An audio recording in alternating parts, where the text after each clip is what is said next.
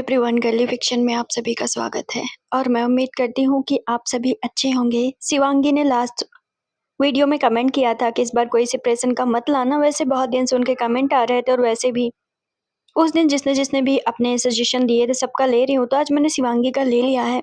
ये जियांग वांग नहीं है लेकिन स्टिल फनी है। नो सेपरेशन है, ये वन शॉट होगा। नो मैटर वाट कितना लंबा जाएगा, मैं इसका वारा न्यारा करके जाऊंगी क्योंकि 2 तारीख को मेरी टिकट है। कल मेरी फाइनल मीटअप है सबके साथ में और फाइनल पैकिंग है। बातें बहुत ज्यादा हो गई हैं, बस याद दिलाने के लिए आई हूँ कि मैं भी जिंदा हूँ। आप सभी बने रहिएगा, भूल मत जाइएगा। चलिए चलते हैं अपनी जर्नी की तरफ। इस स्टोरी का नाम मैंने रखा है गुड मार्क्स। स्टोरी का फ्रेम में नहीं बनाऊंगी, जैसे जैसे कैरेक्टर आते जाएंगे आप सभी को फ्रेम बनता जाएगा। स्टोरी के की पॉइंट मैं आप सभी को बता दूं, फनी है, पारिवारिक है और कहीं ना कहीं बहुत ही स्वीट चीजें दिखाई गई हैं एक गुड मैसेज के साथ। ये आइडिया था शिवांगी का, मतलब उन्होंने कहा था फनी। तो चलिए चलते हैं और देखते हैं अपना पहला सीन। अंकल, लेकिन इसे चड्डी किधर से पहनाते हैं? खोपड़ी से पहनाया जाएगा या इसके पैरों से पहनाया जाएगा? वटेवर, पहना दो, एक भारी आवाज में उसने अपने टीनेजर भतीजे से कहा। बट अंकल, मुझे आता भी तो नहीं। मैंने कहा ना, जैसे भी आता हो पहना दो। मैं किसी अरे गहरे के हाथ से चड्डी नहीं पहनने वाला हूँ। उस लड़के ने जब मुंह खोला तो सबके तोते बन गए थे। असल में उस लड़के को किसी ने किडनैप किया था। अब उन्हें नहीं पता कि उन्होंने बला के आफत को किडनैप कर लिया है। वो 5-6 साल का बच्चा। वो दिखता मासूम था, मोटा ताजा था, क्यूट था। देखकर लोग यही कहेंगे वो दुनिया का सबसे इनोसेंट लड़का होगा। लेकिन वो जितना चंट था ना, उसके पापा को ही पता था कि वो कितना ज्यादा चंट था। किडनैप करने वाले भी आंसू बहाने वाले थे, सो दैट बच्चे को किसी अरे गहरे नत्थु गहरे से बिल्कुल भी चड्डी नहीं पहननी थी। जब उस लड़के ने कहा कि मैं अरे गहरे से नहीं पहनने वाला हूँ, तुम्हारा मुंह बहुत चलता है। जो इंसान उसे किडनैप करके लाया था उस बच्चे के मुंह को दबाकर गुस्से में उसे कहता है, अरे गहरा मतलब तुम्हारा क्या है? क्या आप मेरे पिता के बारे में नहीं जानते हैं? क्या आपने नहीं सुन रखा है मेरे पिता के बारे में? अंकल, ये किस पिता की बातें कर रहा है? ये कौन सा साहित्य पढ़ के आया है? पिता नहीं, बाप बोल, बाप। 16 साल का वो लड़का परेशान हो गया, फ्रस्ट्रेट हो गया। उसका नाम था जिंगी और जिंगी के अंकल हैं हांग मांगचुन। तो हमें समझ में आया कि उस बच्चे को किडनैप करने वाला कोई और नहीं बल्कि हांग मांगचुन है। असल में हांग मांगचुन को चाहिए अपने पियानो के लास्ट एग्जाम में नंबर। हांग मांगचुन को बजाना बिल्कुल भी नहीं आता है, बट हांग मांगचुन को पता है कि वो जो फाइनल नंबर, उसके फाइनल वीडियो को देखकर जो फाइनल नंबर डिसाइड करने वाले हैं, उनके पास एक बहुत मासूम और बहुत प्यारा बच्चा है। सो दैट बच्चे को अगर किडनैप कर लिया गया तो फाइनली हांग मांगचुन को नंबर मिल सकते हैं। ऑल ओवर उसे गुड मार्क्स चाहिए थे, वो भी पियानो में। अंकल, लेकिन मुझे आता नहीं तो कैसे पहनाऊं? जिंगी आगे बढ़ते हुए कहता है। पीछे से जिंगी का दोस्त बोलता है जिसका नाम है जेटन। वो भी 16 साल का है और अंकल के इस प्लान में मिला हुआ है। अबे भाई, इतना मुश्किल है क्या बच्चे को चड्डी पहनाना? दो मुझे। जेटन ने चड्डी खींच ली थी। इतना आफत मचाने की क्या जरूरत है? तभी मेन गेट से कोई और इंटर हुआ। ये है जुयांग, हांग मंगजुन का दोस्त। हांग मंगजुन के बराबर ही उसकी उम्र है। हांग मंगजुन की उम्र 23 साल है। जुयांग की उम्र भी 23 साल है और इस प्लान में जुयांग भी मिला हुआ है क्योंकि उसे भी हांग मंगजुन को अच्छे नंबर दिलाने हैं। एक कपड़ा पहनाने के लिए तुम लोग आफत मचा रहे हो, लाओ मुझे।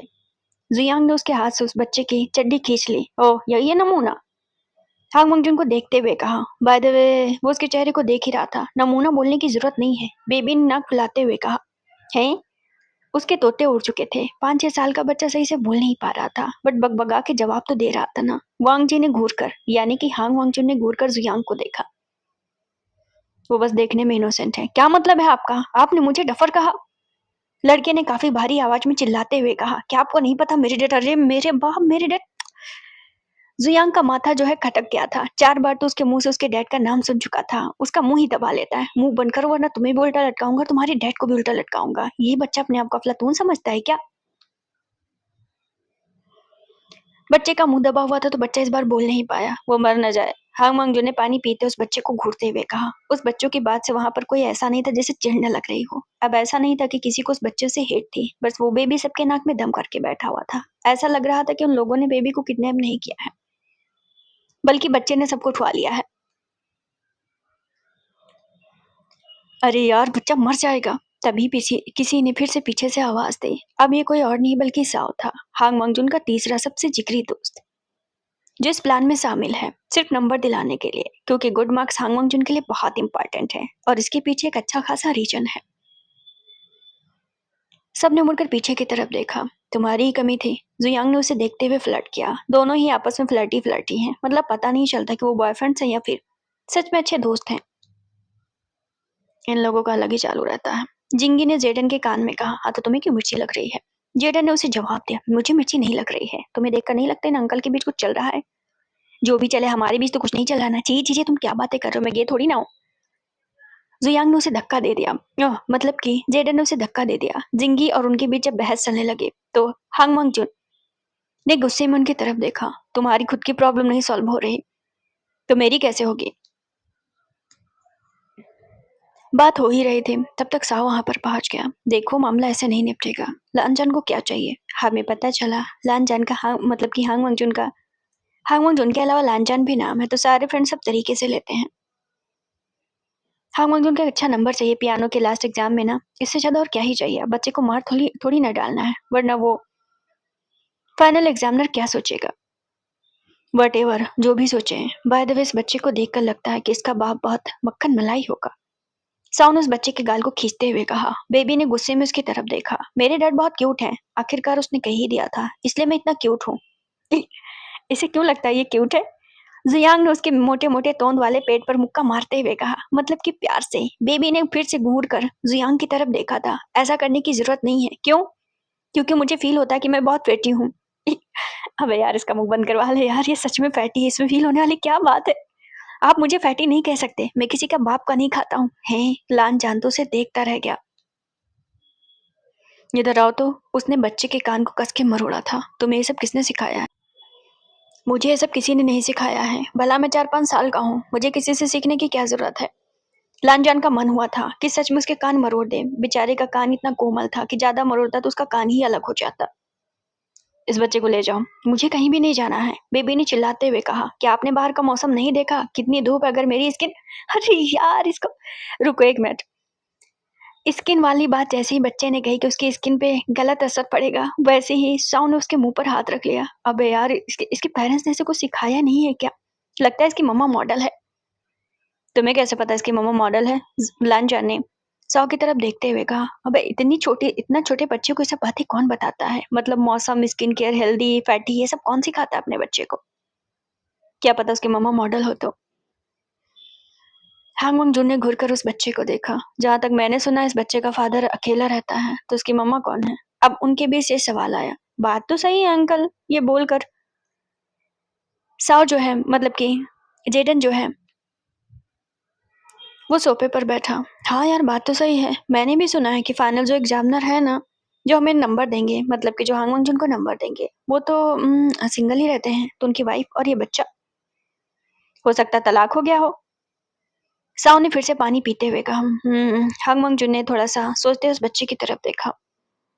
वैसे बच्चा जैसा मटेरियल है ना, अगर ये सच में अपने बाप की तरफ गया है ना, तो समझ लो कि इसका बाप बहुत सेक्सी है। हांग मंगजून क्यों, तुम ना बकवास बंद करो। हांग मंगजून ने साव की तरफ देखते हुए कहा। हे यो, तुम इधर आओ। बेबी का पैर पकड़ा हुआ था जुयांग ने और हाथ पकड़ा हुआ था साव ने। बिल्कुल ऐसा लग रहा था जैसे वो बच्चे को थामने के लिए 50 आदमी की जरूरत है। मेरा पैर छोड़ेंगे तब तो आऊंगा, कैसे आऊंगा मैं? छोड़ो उसका पैर। हांग मंगजून को बहुत ज्यादा गुस्सा आया, क्योंकि बच्चे ने सच में नाक में दम कर रखा था। इधर आओ तो तुम। तुम्हारी माँ कहाँ है? मुझे क्या पता मेरी माँ कहाँ है? थोड़ा सा नाराज था मम्मा के नाम पे। क्यों? क्योंकि मेरी डैडी ही मेरी मम्मा और मेरी मम्मा ही मेरे डैडी हैं। हैं?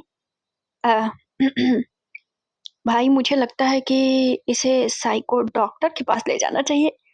साव लानजान के पास पहुंचा। कंफ्यूजन में इतनी बात कही ही थी कि जुयांग ने उसे गुस्से में देखा। अलूल जलूल बातें करने की क्या जरूरत है? पहले मामला तो समझो, बच्चा कहना क्या चाह रहा है। क्या मतलब तुम्हारे मम्मा ही डैडी हैं? भाई समझो बात को, हो सकता है कि इसकी मम्मा, तुम समझ रहे हो ना मैं क्या कहना चाह रहा हूँ कि इसके डैड और मम्मा एक ही है। मतलब क्या? क्या मतलब? हांग मंगजू ने जब ये कहा तो गुस्से में जुयांग ने उसकी तरफ देखा। उसका भी खोपड़ी खाली है क्या? उसने यही सोचा था। तुम्हारे घर में तुम्हारी मम्मा है या नहीं है? लांजा ने उसके चेहरे को पकड़ते हुए पूछा। पहली बात तो मेरा चेहरा से मत पकड़िए, आपको मैनर्स नहीं है क्या? इसे ले जाओ। लालजान को दोबारा गुस्सा आया। अब लालजान में एक बहुत ज्यादा कमी है। 23 साल का वो लड़का काफी यंग है, काफी जल्दी उसे गुस्सा आता है और बहुत जल्दी गुस्सा आता है। मतलब बच्चों को झेलना उसके बस की बिल्कुल भी बात नहीं है। सच में अगर उसकी अपनी औलाद होती तब तक उल्टा लटका चुका होता। मैंने सच ही तो कहा, यहाँ दर्द हो गया। बेबी ने जब अपना कान दिखाया तो लालजान देखता रह गया। बेबी का कान लाल लाल हो गया था। तो सच कह रहा था। हाँ ठीक है ठीक है, इतना नाटक करने की जरूरत नहीं है। लालजान ने उसे कस के डांटा। आप मुझे यहाँ पर लेकर क्यों आए हैं? मेरे डैडी यहाँ पर क्यों नहीं है? उसने तो उल्टा ही सवाल पूछ लिया। क्योंकि हम तुम्हारे डैडी के नौकर नहीं हैं। हम तुम्हें यहाँ पर लेकर आए क्योंकि मुझे बस पियानो में नंबर अच्छे चाहिए। मेरे डैडी मेरे बदले में कभी ये करने वाले नहीं हैं। बेबी ने फिर से गुस्से में कहा। पीछे से हंसने की आवाज आई। लालजान ने घूर कर अपने भतीजों को देखा। जिंगी तो हंस ही रहा था, पीछे से जेडन भी हंस रहा था। क्यों, तुम्हारे डैड को तुमसे प्यार नहीं है? वो मैं नहीं जानता। वो बच्चा नीचे बैठते हुए कहता, मोटा ताजा बच्चा काउच पे बैठा तो ऐसा लग रहा था कि मक्खन मक्खन पड़ा हुआ है काउच पे। हाँ भाई यार, ये कितना क्यूट है। साउ ने बेबी को देखते हुए कहा। जेडन ने कहा, काश मेरा बच्चा इतना सेक्सी होता तो। बच्चा सेक्सी होने के लिए पार्टनर भी सेक्सी होना चाहिए। जुयांग ने उसकी बातों को पलट दिया। हाँ वही तो, एक अच्छा पार्टनर मिलेगा तो मेरा भी बेबी ऐसा हो जाएगा। हाँ लेकिन तुम्हें भी अच्छा बनना पड़ेगा। वो क्वास बातें हो गई हो तो इधर ध्यान दो। तीसरी बार लानजान ने उनको रोका था। वो पछता रहा था कि उसने अपने दोस्तों से मदद क्यों मांगी। वो ये काम अकेला कर सकता था। नन्हा सा ही तो बच्चा है, उसे नंबर ही तो चाहिए। बट उसने बच्चे को किडनैप क्यों किया? अब वो बच्चा उसके गले का हड्डी बन चुका था। लालजान थोड़ी देर उस बच्चे को देखता रहा। पूरे 8 घंटे हो गए थे उस बच्चे को यहाँ पर लाए हुए। 4 बार तो कॉल कर चुका था उस पियानो एग्जामिनर के नंबर पे। बस उसने अभी कॉल उठाया नहीं था। ओह, तो तुम्हारे डैडी अकेले रहते हैं? आखिरकार उसने आगे का सवाल पूछा। अकेले कहाँ से रहते हैं? मैं तो उनके साथ रहता हूँ। बेबी को तो ऐसा लग रहा था डैडी की दुनिया में वही सबसे ज्यादा इम्पोर्टेंट है। और तुम्हारी मम्मा? कहा ना मेरे डैडी मेरी मम्मा है। मेरे भाई अब समझो बात को। बच्चे को इतने प्रेशर मत दो। इसे कुछ खिला दो। लांजन उठते हुए कहता है। बट अंकल, हम दोनों कैसे इसे संभालेंगे? इतना मुश्किल नहीं है। लांजन ने गुस्से में अपने भतीजों को डांटा एंड तीनों वहां से चले गए। बेबी को फीड करने का काम आया था जिंगी के ऊपर, और जिंगी के ऊपर और उसका दोस्त जेडन के ऊपर। सीन शिफ्ट होकर अगले दिन पे पहुंचता है। लांजान एक मिडिल क्लास फैमिली का लड़का। वैसे तो उसके घर में सब कुछ है, बट हाँ, उसे कुछ चाहिए अपनी जिंदगी में। उसका कुछ अलग ही गोल है। वैसे तो उसके बड़े भाई एक बहुत बड़ी कंपनी में काम करते हैं और उसकी ग्रैंड माँ काफी अच्छा खासा विलेज में अपना व्यापार करती हैं। मम्मा जो कि उसके साथ रहती है और उसके डैड भी उसके साथ रहते हैं। सो दैट अभी यहाँ सिटी में उसके साथ सिर्फ उसके मॉम डैड और वो रहता है, और उसके भतीजे रहते हैं। इसके अलावा कुछ नहीं। वैसे तो घर वालों की बहुत उम्मीद है कि वांग जी एक दिन जाकर एक अच्छा आर्टिस्ट बनेगा, क्योंकि म्यूजिक में उसकी दिलचस्पी थी। बट 1 साल पहले उसके साथ कुछ ऐसा हुआ था जिसकी वजह से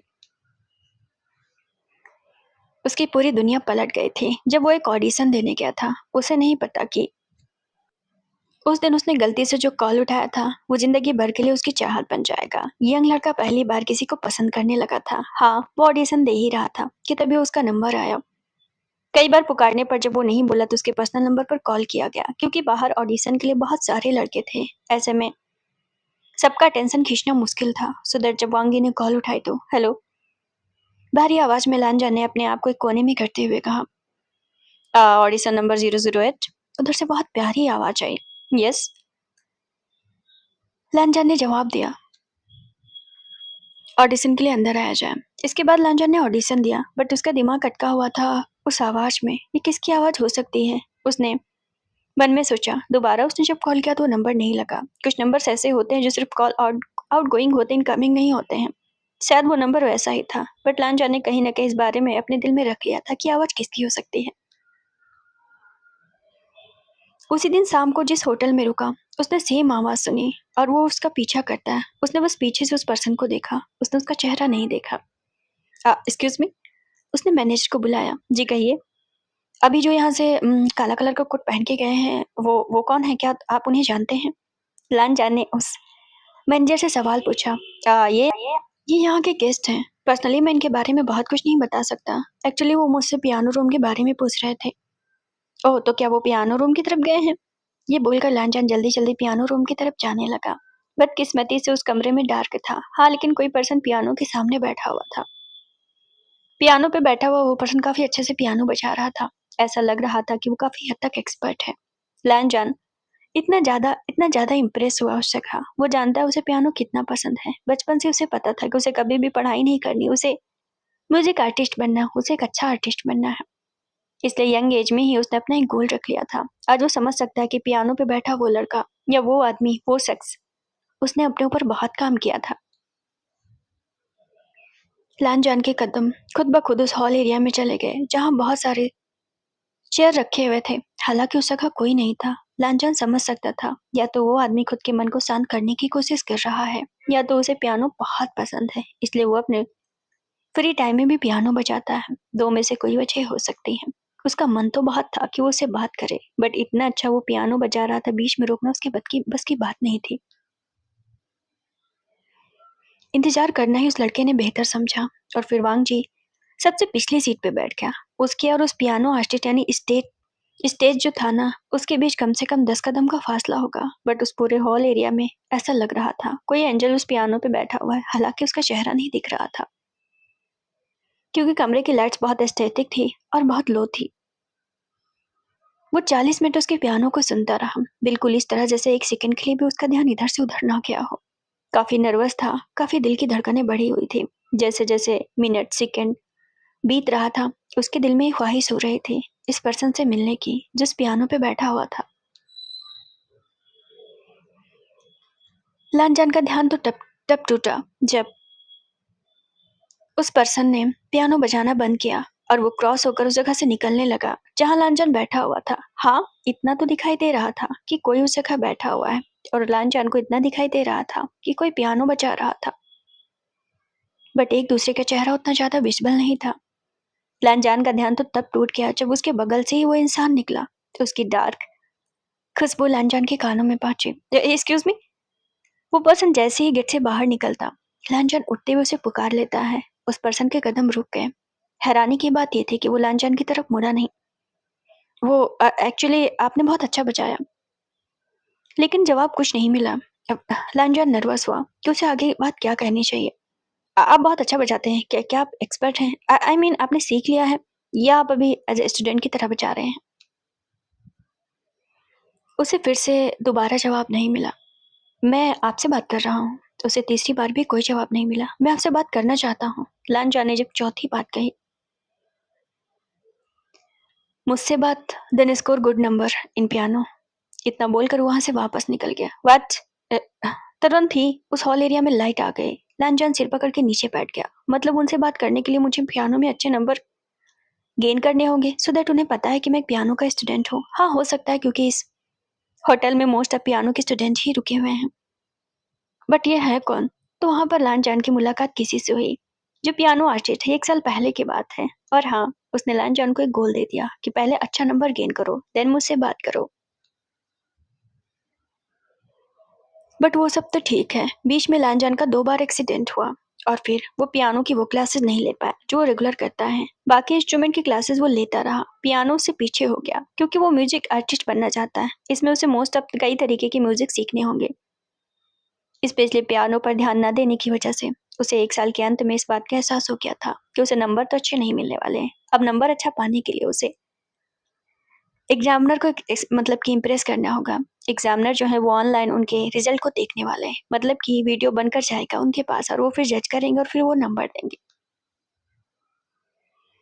तो यहाँ पर अब लांजान को कुछ नहीं सूझा। तो उसने उसे पता है कि एग्जामिनर का कोड नंबर क्या है। एग्जामिनर के बारे में उसने सब कुछ पता करवा लिया। उसका एक नन्हा सा बेबी है, सो दैट बेबी किडनैप्ड हो गया है। अब हांग वांग उनको सिर्फ नंबर चाहिए, यानी एक गुड मार्क्स उसकी किस्मत को बना सकता है।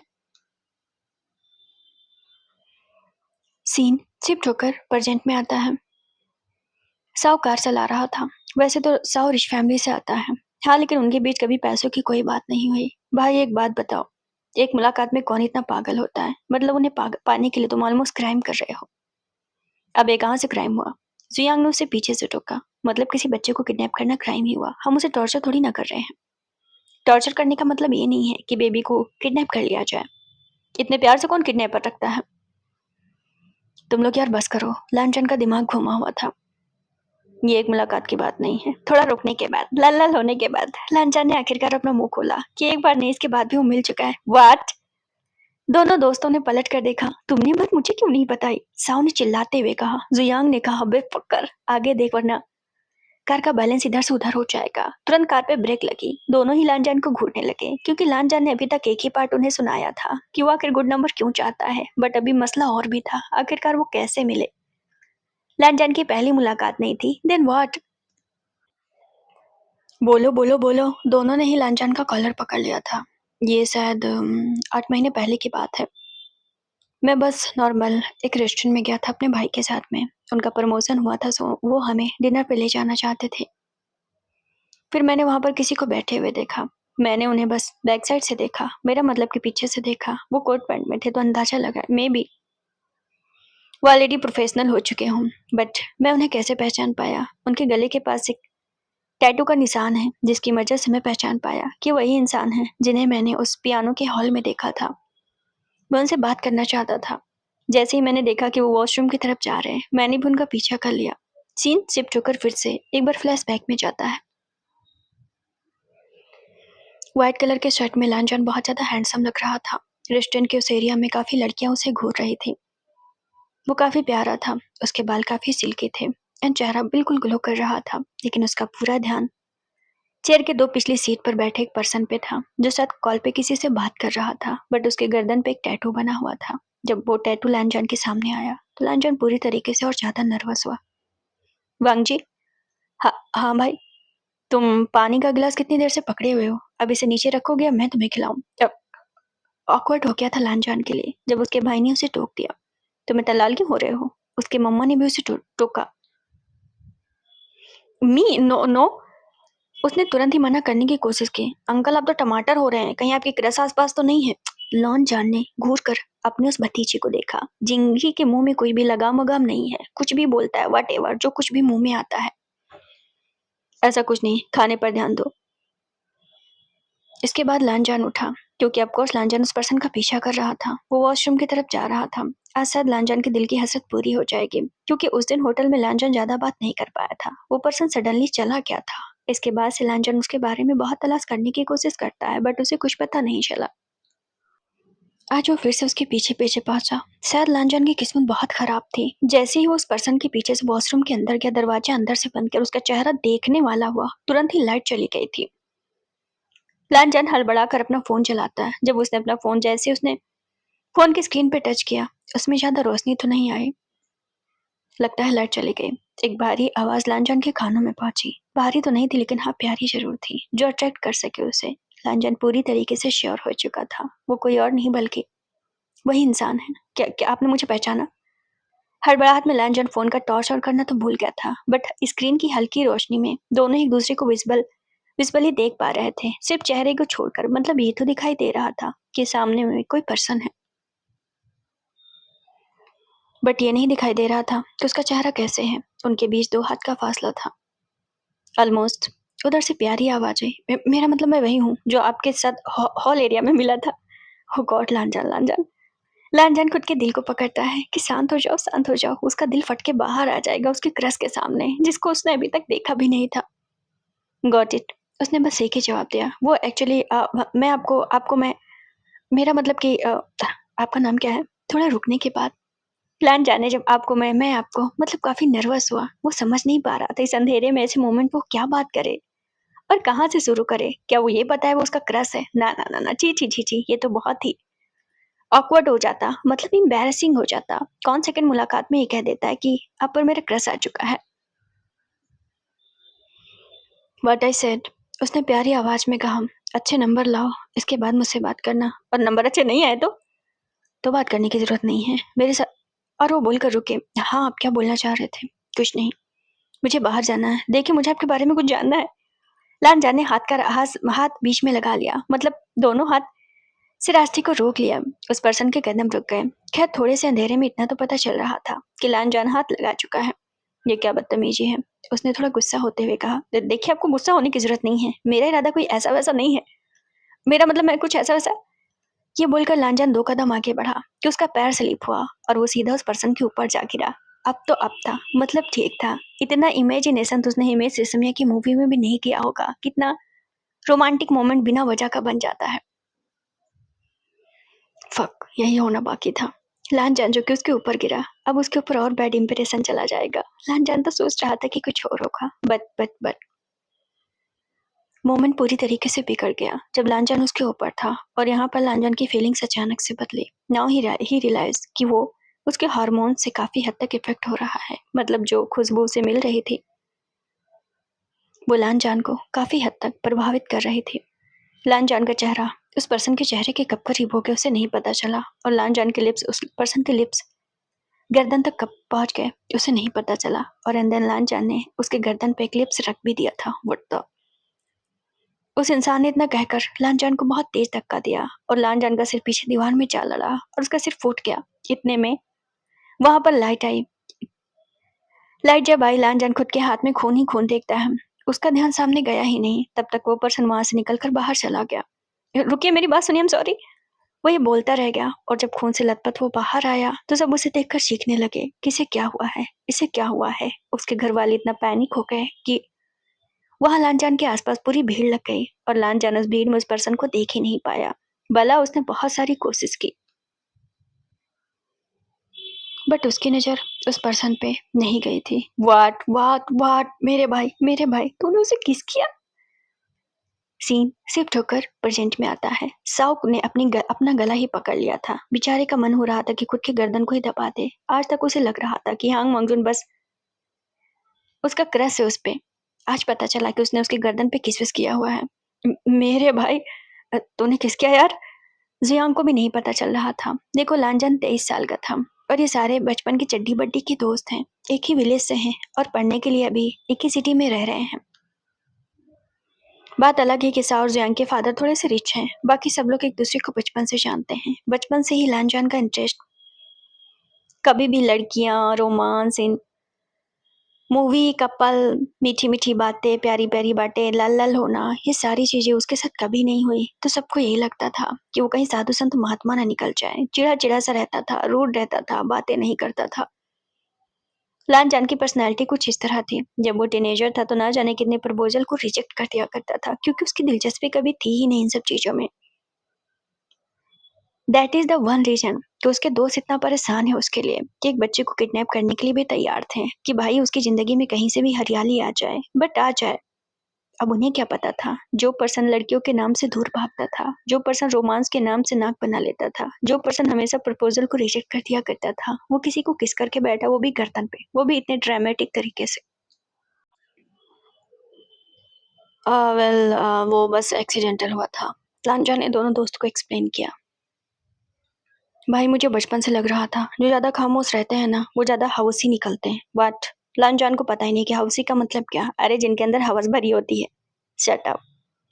भाई, ये हवस नहीं थी तो क्या था। दोनों ने एक दूसरे को देखते हुए लांजान को टीज करना शुरू किया। वो बात अलग है, लांजान लाल लाल हो गया था। तुम लोग भी ये बातें मत करो। वो इतना स्माइल करने लगा कि सब उसे देखने लगे। भाई भाई, तो प्यार में है तो प्यार में है, मान ले भाई, ये सिर्फ क्रश नहीं है तो प्यार में है। वट एवर, मेरा तो बस एक ही गोल है, नंबर अच्छे पाना और फिर उनसे बात करना। बात करके तुम क्या कहोगे? पहले तो सॉरी बोलूंगा। किस इंटेंशनली तो बिल्कुल भी नहीं था। और इसके बाद क्या? दोनों ने उसके चेहरे को देखा। बोलूंगा कि मैं उनसे प्यार करता हूँ। अबे भाई, शक्ल तो देख ले पहले। जितनी प्यारी आवाज थी, जितना अच्छा स्मेल था, मैं बता सकता हूँ वो बहुत ज्यादा क्यूट है। दोनों को खांसी आ गई।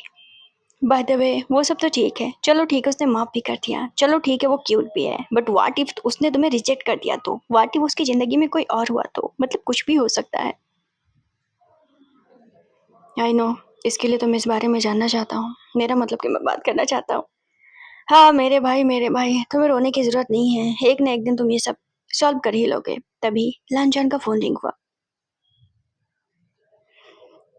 आवाज मत करना, लानजान ने अपने दोस्तों को देखते हुए कहा। साव फिर से कार चलाना शुरू कर देता है। रात के 9 बज रहे थे। उसकी ग्रांड माँ ने गांव से कॉल किया था।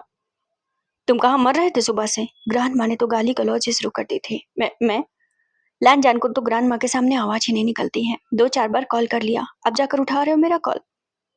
वो मैं थोड़ा सा बिजी था ग्रांड माँ। तुम कहाँ कौन सी चीजें उखाड़ रहे थे? लानजान को खांसी आ गई। ग्रांड माँ उखाड़ने उखाड़ने की बातें इतनी जल्दी क्यों करने लगती हैं? ग्रांड माँ आपका बीपी हाई हो जाएगा। लानजान लाल लाल होते हुए कहता है। बीपी हाई हो जाएगा? तुमने मेरी बीपी बढ़ा रखी है। तुम्हारे बड़े भाई ने तो शादी के लिए हाँ कर दिया, तुम करोगे या नहीं? ग्रांड माँ करोगे या नहीं? गांव की उस चौधरानी की लड़की को मैंने देखा हुआ है। चौधरानी मीन्स की जो जिनके फैमिली खानदानी राजे महाराजे बिलोंग करते थे, उनकी फैमिली की बातें हो रही हैं। तुमने बचपन में उसे देख रखा है। 2 चोटी वाली लड़की, अब उतनी मोटी नहीं रही, तुमसे बिल्कुल मिल रही है। हाँ बोलो तो मैं बात आगे की बातें आगे करो। ग्रांड माँ आप भी ना क्या बातें कर रही हैं? इतनी जल्दी मैं शादी नहीं कर सकता। तुम कब शादी करोगे? तुम्हारी उम्र पे हम सब 2-4 बच्चों के माँ बाप बन गए थे। ग्रांड माँ आप ये सब बातें क्यों कर रही हैं? मुझे नाती पोते चाहिए तो चाहिए वांग जी। एक बात तुम कान खोल के सुन लो, अपनी मनमर्जी से तुम किसी लड़की से शादी नहीं कर सकते हो। बात खत्म। मुझे कोई शहरी लड़की नहीं चाहिए। Call cut.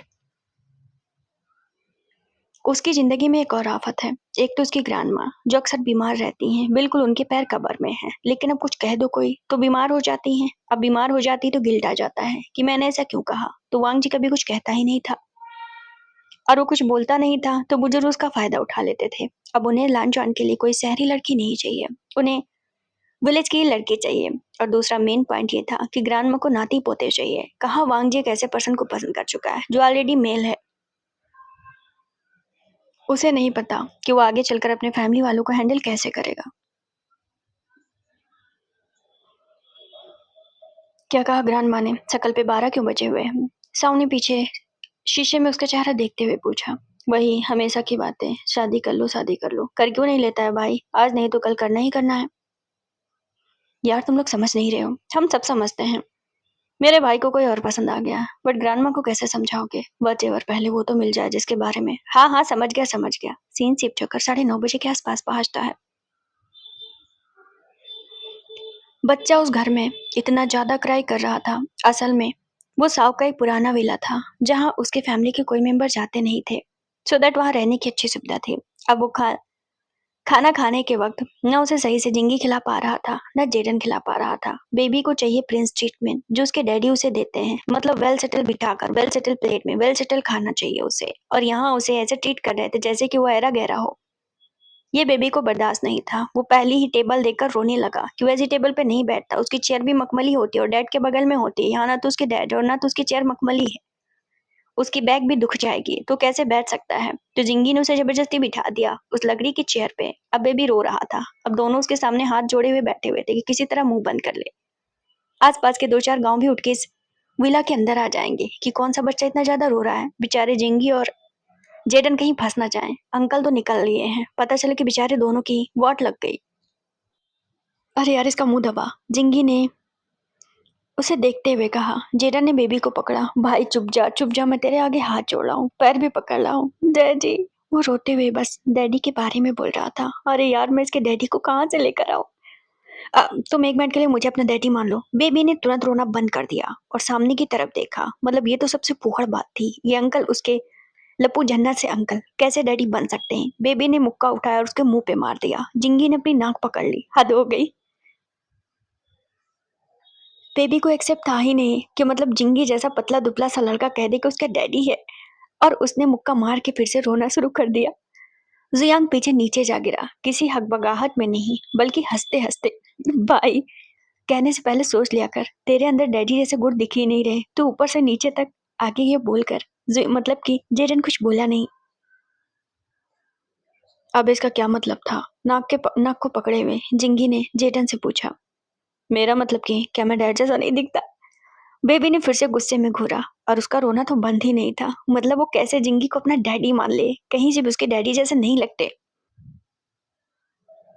मेरे भाई तो चुप होने का क्या लेगा? जेडन बेचारा अब उसके गालों को प्यार से हाथ फेरता है। मतलब चिल्ला कर देख लिया, मार मूर के देख लिया, बेबी पर किसी भी चीज का असर नहीं हो रहा है। सो दैट अब प्यार से पूछा जाएगा। बोलो मेरे बच्चे तुम्हें क्या चाहिए? जेडन ने और ज्यादा मक्खन लगाया। डैडी। दूसरी बार भी उसने रोते हुए डैडी का नाम लिया। अबे यार मैं डैडी कहाँ से लेकर आऊँ उसका? तुम्हारे डैडी आते होंगे, सुबह तक आ जाएंगे, तुम ये खा लो। सीन शिफ्ट होकर रात के 12 बजे पहुंचता है। अंकल मैं सो नहीं पाया हूँ, मुझे बुखार तक आ गया और ये लड़का चुप होने का नाम नहीं ले रहा। बार बार डैडी डैडी बोलकर चिल्ला रहा है। कह रहा मुझे मेरे डैडी लाकर दो। मैं इसका डैडी कहाँ से लाकर दूं? हेलो। इतनी बातें जिंगी एक सांस में बोल गया। लालचंद जो कि भी अपने कमरे में सो रहा था, उसे समझ ही नहीं आया कि जिंगी ने क्या कहा। बेचारे की आत्मा निकली जा रही थी। अंकल इतने सुकून से कैसे सो सकते थे? अंकल, आपने मेरी बात सुनी भी या नहीं? हाँ बोलो, क्या हुआ? लालचंद नींद से उठते हुए बोलता है। अंकल, ये बच्चा 5 मिनट के अंदर जिंगी ने पूरी बातें बता दी। ठीक है, तुम रुको, मैं आता हूँ।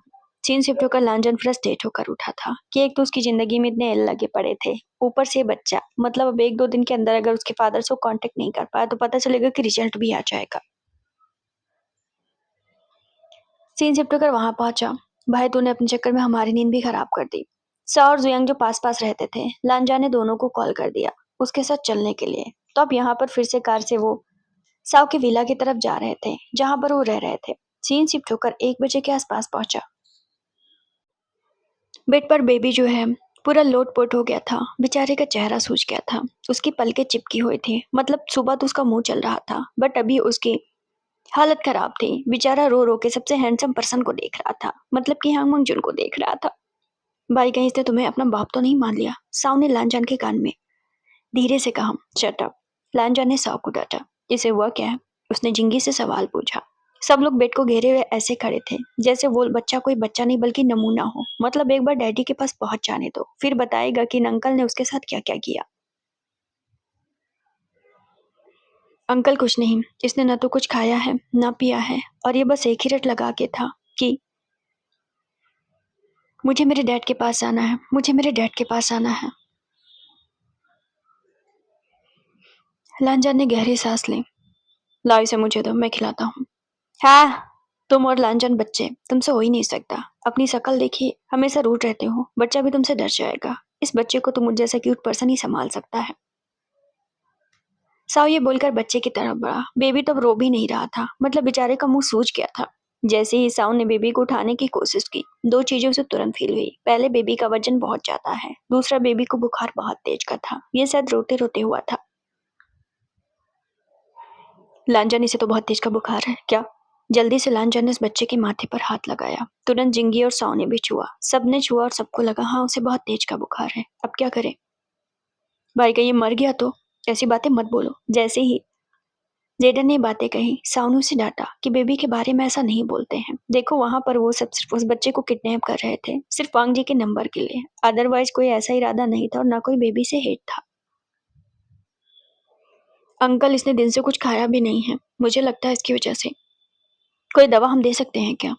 इतना मासूम है, अगर ऐसे कोई दवा देंगे नुकसान कर जाएगा तो। हम इसे हॉस्पिटल भी तो नहीं ले जा सकते। सारे एक दूसरे को देखने लगे। वांग जिस बच्चे के पास बैठा हुआ था, बेबी तो सिसक भी नहीं रहा था। मतलब पूरी तरीके से उसने दुश्मनी ले ली थी। मैं आपको नहीं पसंद करता है। जैसे ही लांचा ने उसे गोद में लिया, बेचारे के डैडी से उस पर्सन ने उसे अलग कर दिया था। मुक्के मुक्का मारने का मन हो रहा था, बट ठीक था। रोंदू रोंदू मुंह बनाकर लान जान के कंधे पर अपना सिर रखते हुए बेचारा इतना थका था, क्या करे क्या बोले। सबसे हैंडसम पर्सन तो वही थे। इतने प्यार से उसने कहा कि मैं आपको पसंद नहीं करता कि उस पे वांगजी को गुस्सा भी नहीं आ रहा था। सारे लोग उस बेबी की तरफ देखने लगे। हाँ, मत करो, वांग जी ने भारी आवाज में जवाब दिया। हे, इस पर्सन को मैं क्या बोलूं? साव को गुस्सा आया कि वांग जी को रूट बोलने की क्या जरूरत थी। हद हो गई, तुम जरा प्यार से नहीं बोल सकते? जुयांग ने भी उसे टोका। वो सब छोड़ो, पहले ये बोलो इसका क्या करना है। वांग जी तो ऐसे बोल रहा था, बेचारा कोई बच्चा नहीं बल्कि कुछ भी आसपास का बड़ा सामान उठाकर लाए हों। बातें तो ऐसी कर रहे थे जैसे उसके अंदर आत्मा ही नहीं है। बेबी ने फिर से मुंह घुमा लिया और दूसरे कंधे पर अपना गोल गोल चेहरा छिपा लिया। मतलब हांग वांग जोन अंकल को बताएगा, एक बार डैडी से मिलने दो। सीन शिफ्ट होकर वहां पहुंचा जहां आधे घंटे हो गए थे। देखो, हम लोग अगर ऐसे सोचते रहेंगे तो इस बच्चे को नुकसान हो सकता है। हमें ऐसा बिहेव बच्चे के साथ बिल्कुल भी नहीं करना चाहिए। मुझे लगता है कि बोलो, तुम्हें क्या लगता है? मुझे लगता है कि हमें इसे हॉस्पिटल लेकर जाना चाहिए, वरना वरना ज्यादा दिक्कत हो जाएगी। क्या तुम देख नहीं रहे, वो लड़का वो होश में भी नहीं है। सीन शिफ्ट होकर 2 बजे के आसपास पहुंचा। बेचारे आसपास के मेडिकल स्टोर पे पहुंच गए, मतलब जहाँ स्टूडेंट ही थे। मतलब कि कोई एक्सपर्ट डॉक्टर नहीं था, बट ठीक था, बेबी को बस बुखार था तो वो देख सकते थे। एक्सक्यूज मी, आप लोग इतनी हड़बड़ी में अंदर कहाँ जा रहे हैं? एक मेडिकल के स्टूडेंट ने उन लोगों को स्टोर के बाहर रोकते हुए कहा। हमें इस बच्चे का इलाज करवाना है। क्या हुआ है इस बच्चे को? वो स्टूडेंट आगे बढ़ते उस बच्चे के माथे पर हाथ रखते हुए कहता है, इसे तो बहुत तेज का बुखार है। बिना जवाब पाए उस लड़के ने पहले ही कह दिया। 5 मिनट के बाद उसने सब कुछ स्टोर के अंदर कर लिया। बेबी को बेड पे लिटाते हुए हांग वांग जिन ने उस बच्चे की तरफ देखा। पहले ये बताइए कि इस बच्चे को इतना तेज बुखार आया कैसे? मेरा मतलब कुछ सर्दी जुकाम कुछ ऐसी चीजें, या फिर अपने आप आ गया? उसने कुछ खाया नहीं, सर्दी था। जिंगी और जेडन ने सबसे पहले मुंह फाड़ा तो जिंगी ने कहा कि उसने कुछ खाया नहीं, जेडन ने कहा सर्दी था। दोनों बातें एक दूसरे से मैच नहीं हुई। डॉक्टर को थोड़ा सा डाउट हुआ, मतलब स्टूडेंट को थोड़ा सा डाउट हुआ। मेरा मतलब दोनों था। जिंगी ने आगे की बातें संभाल ली। वांग जी ने दोनों को घूरा था। बोल रहे हैं तो एक बोले, दोनों को बोलने की क्या जरूरत है? हाँ, मुझे भी ऐसा लग रहा है। मुझे पहले उसकी सांसें चेक करने दो। बेबी बच्चे को लेकर, मतलब कि मेडिकल का स्टूडेंट उस बच्चे के पास कुछ उसे चेक करने लगा। वैसे आप लोग इसके हैं कौन? हम उसके अंकल हैं। जिंगी फिर से बोला।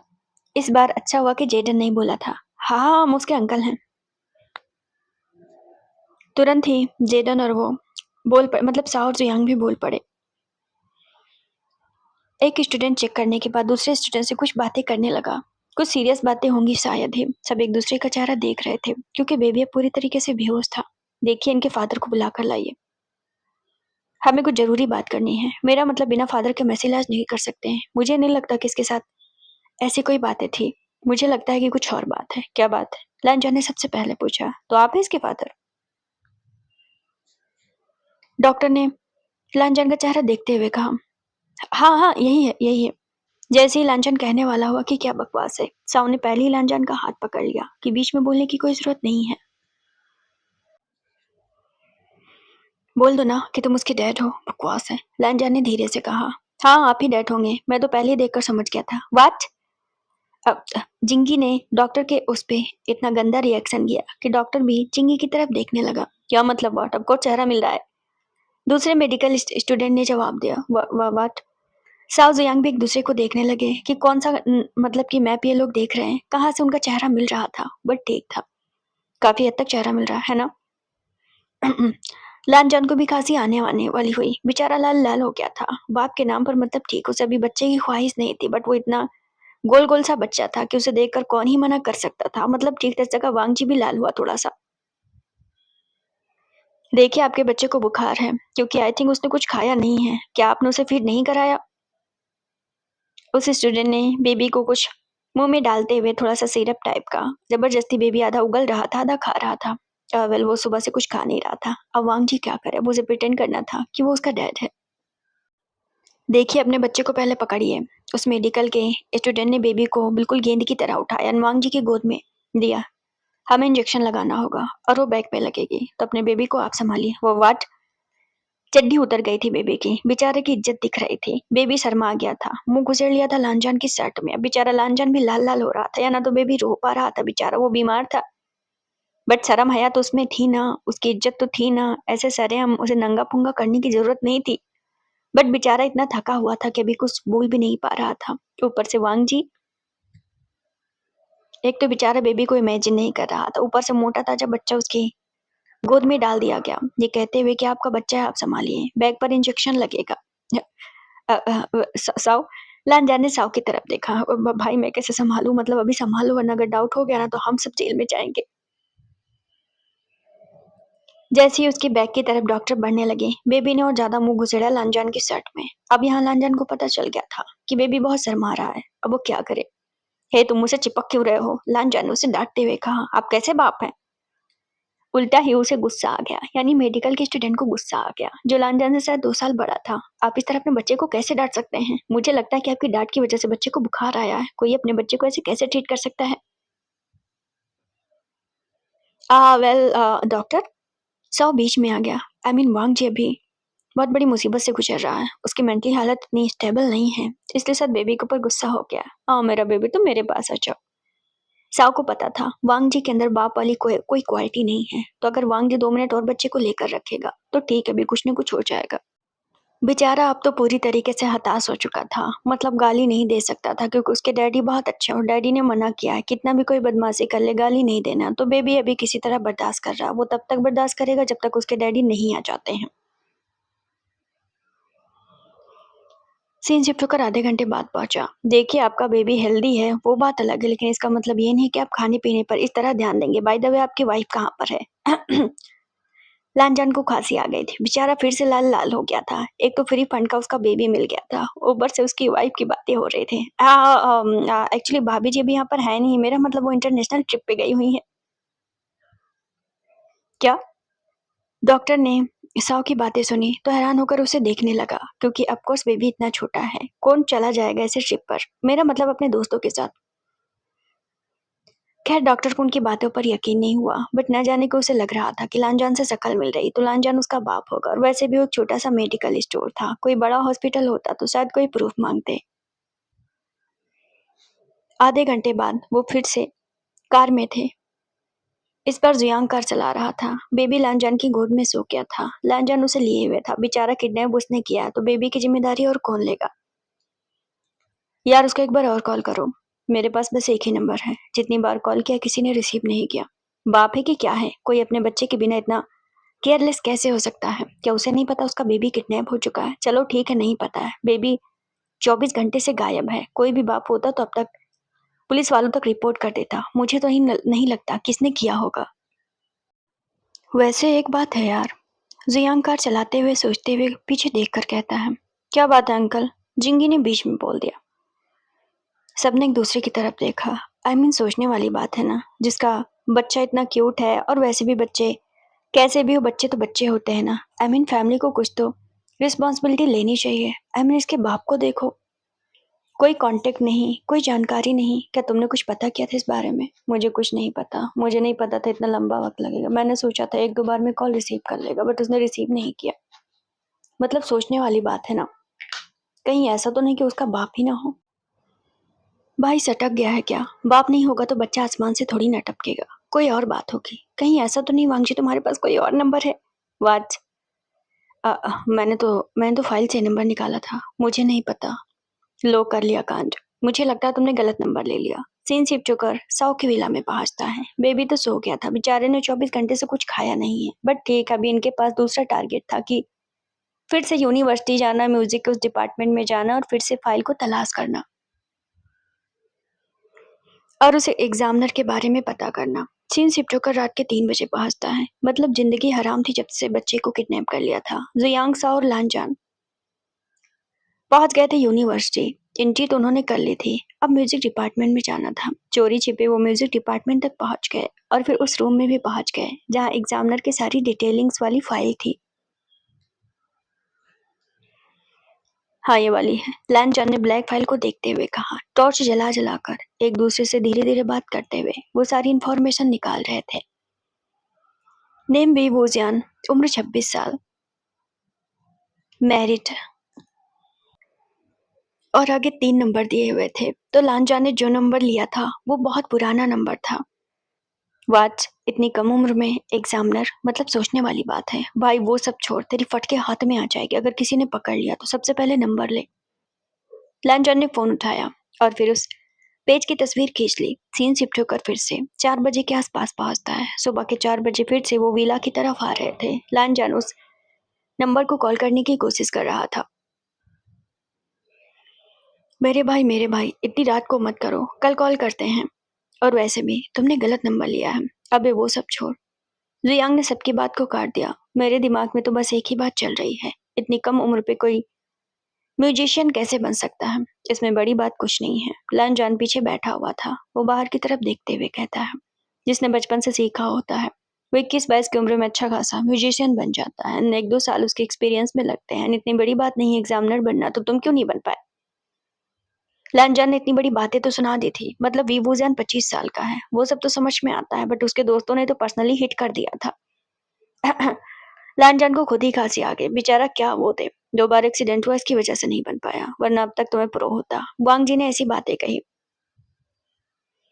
भाई ऐसा वैसा कुछ नहीं, ये सब बहानेबाजी है। तुम बस लवेरिया में आ गए और तुमने ध्यान नहीं दिया। ऐसी कोई बात नहीं है। पिछले 1 सालों में पियानो ही ऐसा इंस्ट्रूमेंट था कि मैं सबसे ज्यादा उसे सीखना चाहता था, बट 2 बार वो ऐसा ऐसा उसका एक्सीडेंट हुआ कि 2-2 महीने तक उसे बिस्तर पे रहना पड़ा। प्लस उसे और भी चीजें सीखनी पड़ती थी, जिसकी वजह से वो एक चीज पे फोकस नहीं कर पाया। हाँ वटेवर भाई वटेवर। सीन शिफ्ट होकर अगले दिन पे पहुंचता है।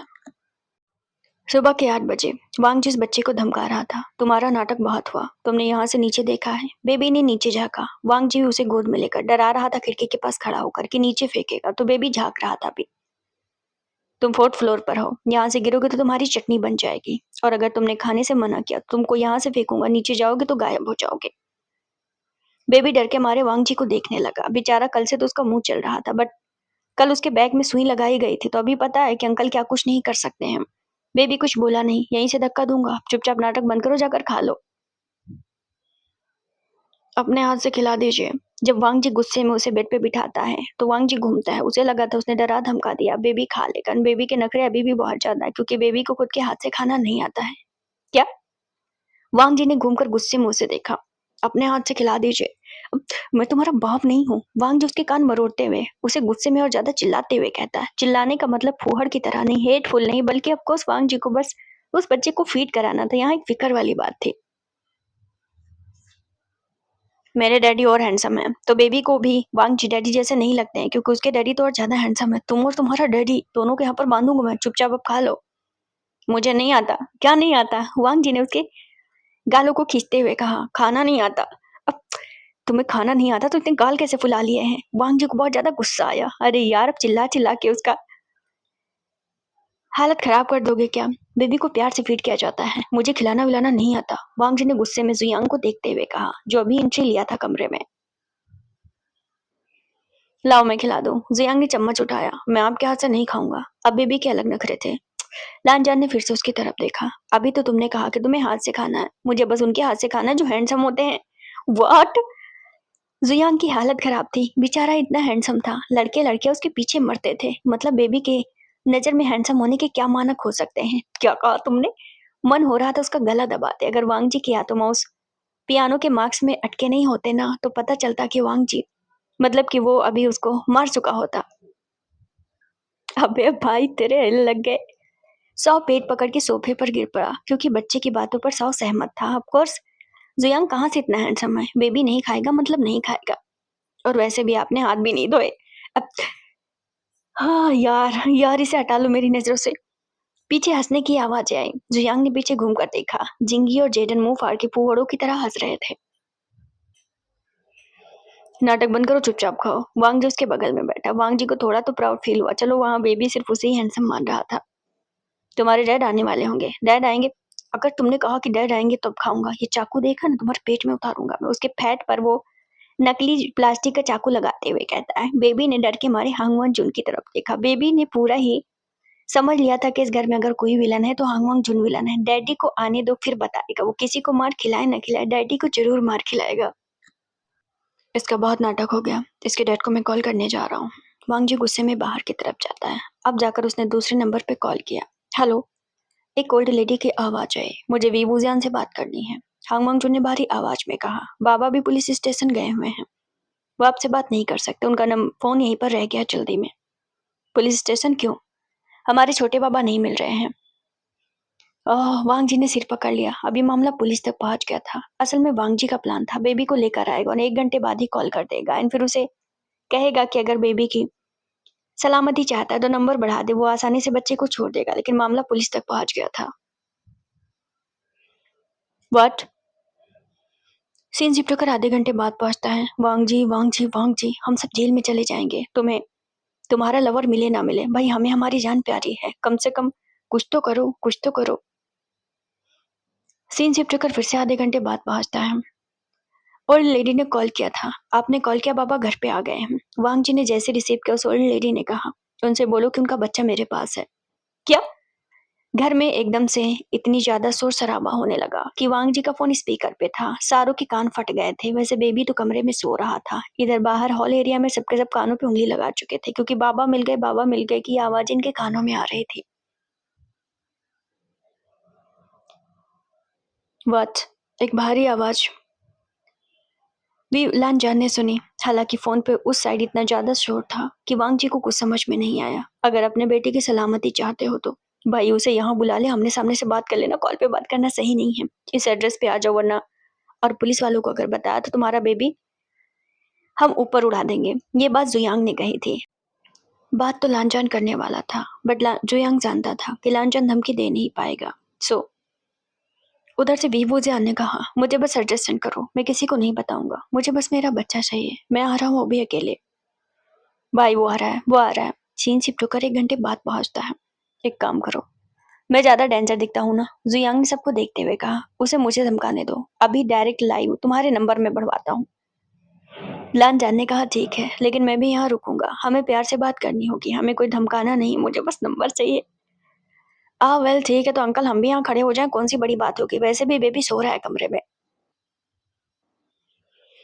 सीन शिफ्ट होकर पूरे दिन के 12 बजे पहुंचा। वैसे खिड़की के पास खड़े थे जिंगी और जेडन, ये देखने के लिए कि वो बाहर से आ पहुंचे है कि नहीं। अंकल उनकी कार आ चुकी है। दोनों खिड़की से झांक रहे थे, बाकी सारे लोग सोफे पर बैठे हुए थे। जिंगी ने देखा एक बढ़िया अच्छी खासी कार आकर मेन गेट पे रुकी। एक पर्सन काफी हड़बड़ाहट में उतरा जिसने कोट पैंट पहना हुआ था, वो ब्लैक कलर का था और वो इतनी हड़बड़ाहट में था, डेफिनेटली हड़बड़ाहट तो बनती थी कि वो सीधा ही घर के अंदर आने लगा। और जेडन ने जब उसका चेहरा देखा, ओह माय गॉड व्हाट। जिंगी ने उसकी तरफ देखते हुए पूछा, he is so handsome what. दोनों ही बाहर की तरफ देखने लगे। वी वोजियान जिसका नाम था, जो एक म्यूजिशियन है सक्सेसफुल, हाँ फेमस नहीं है बट हिडन तरीके से काफी सक्सेसफुल है। ही इज वेरी हैंडसम, इतना हैंडसम कि दोनों के मुंह में पानी आया। पानी मीन्स यहाँ कोई फ्लर्टी बातें नहीं थी, ऑफकोर्स किसी की खूबसूरती देखकर दूसरा इंसान एडमायर करेगा। अरे अंकल ये तो बहुत खूबसूरत है, जिंकी चिल्ला पड़ा। वांग जी ने गुस्से में उसकी तरफ देखा। वट उसे कोई फर्क नहीं पड़ता, दुनिया का आखिरी इंसान भी खूबसूरत होगा तो उसे क्या ही फर्क पड़ता, उसने तो अपना दिल किसी और को दे दिया है। बाहर में जाए, हमें तो बस वांग जी के नंबर चाहिए।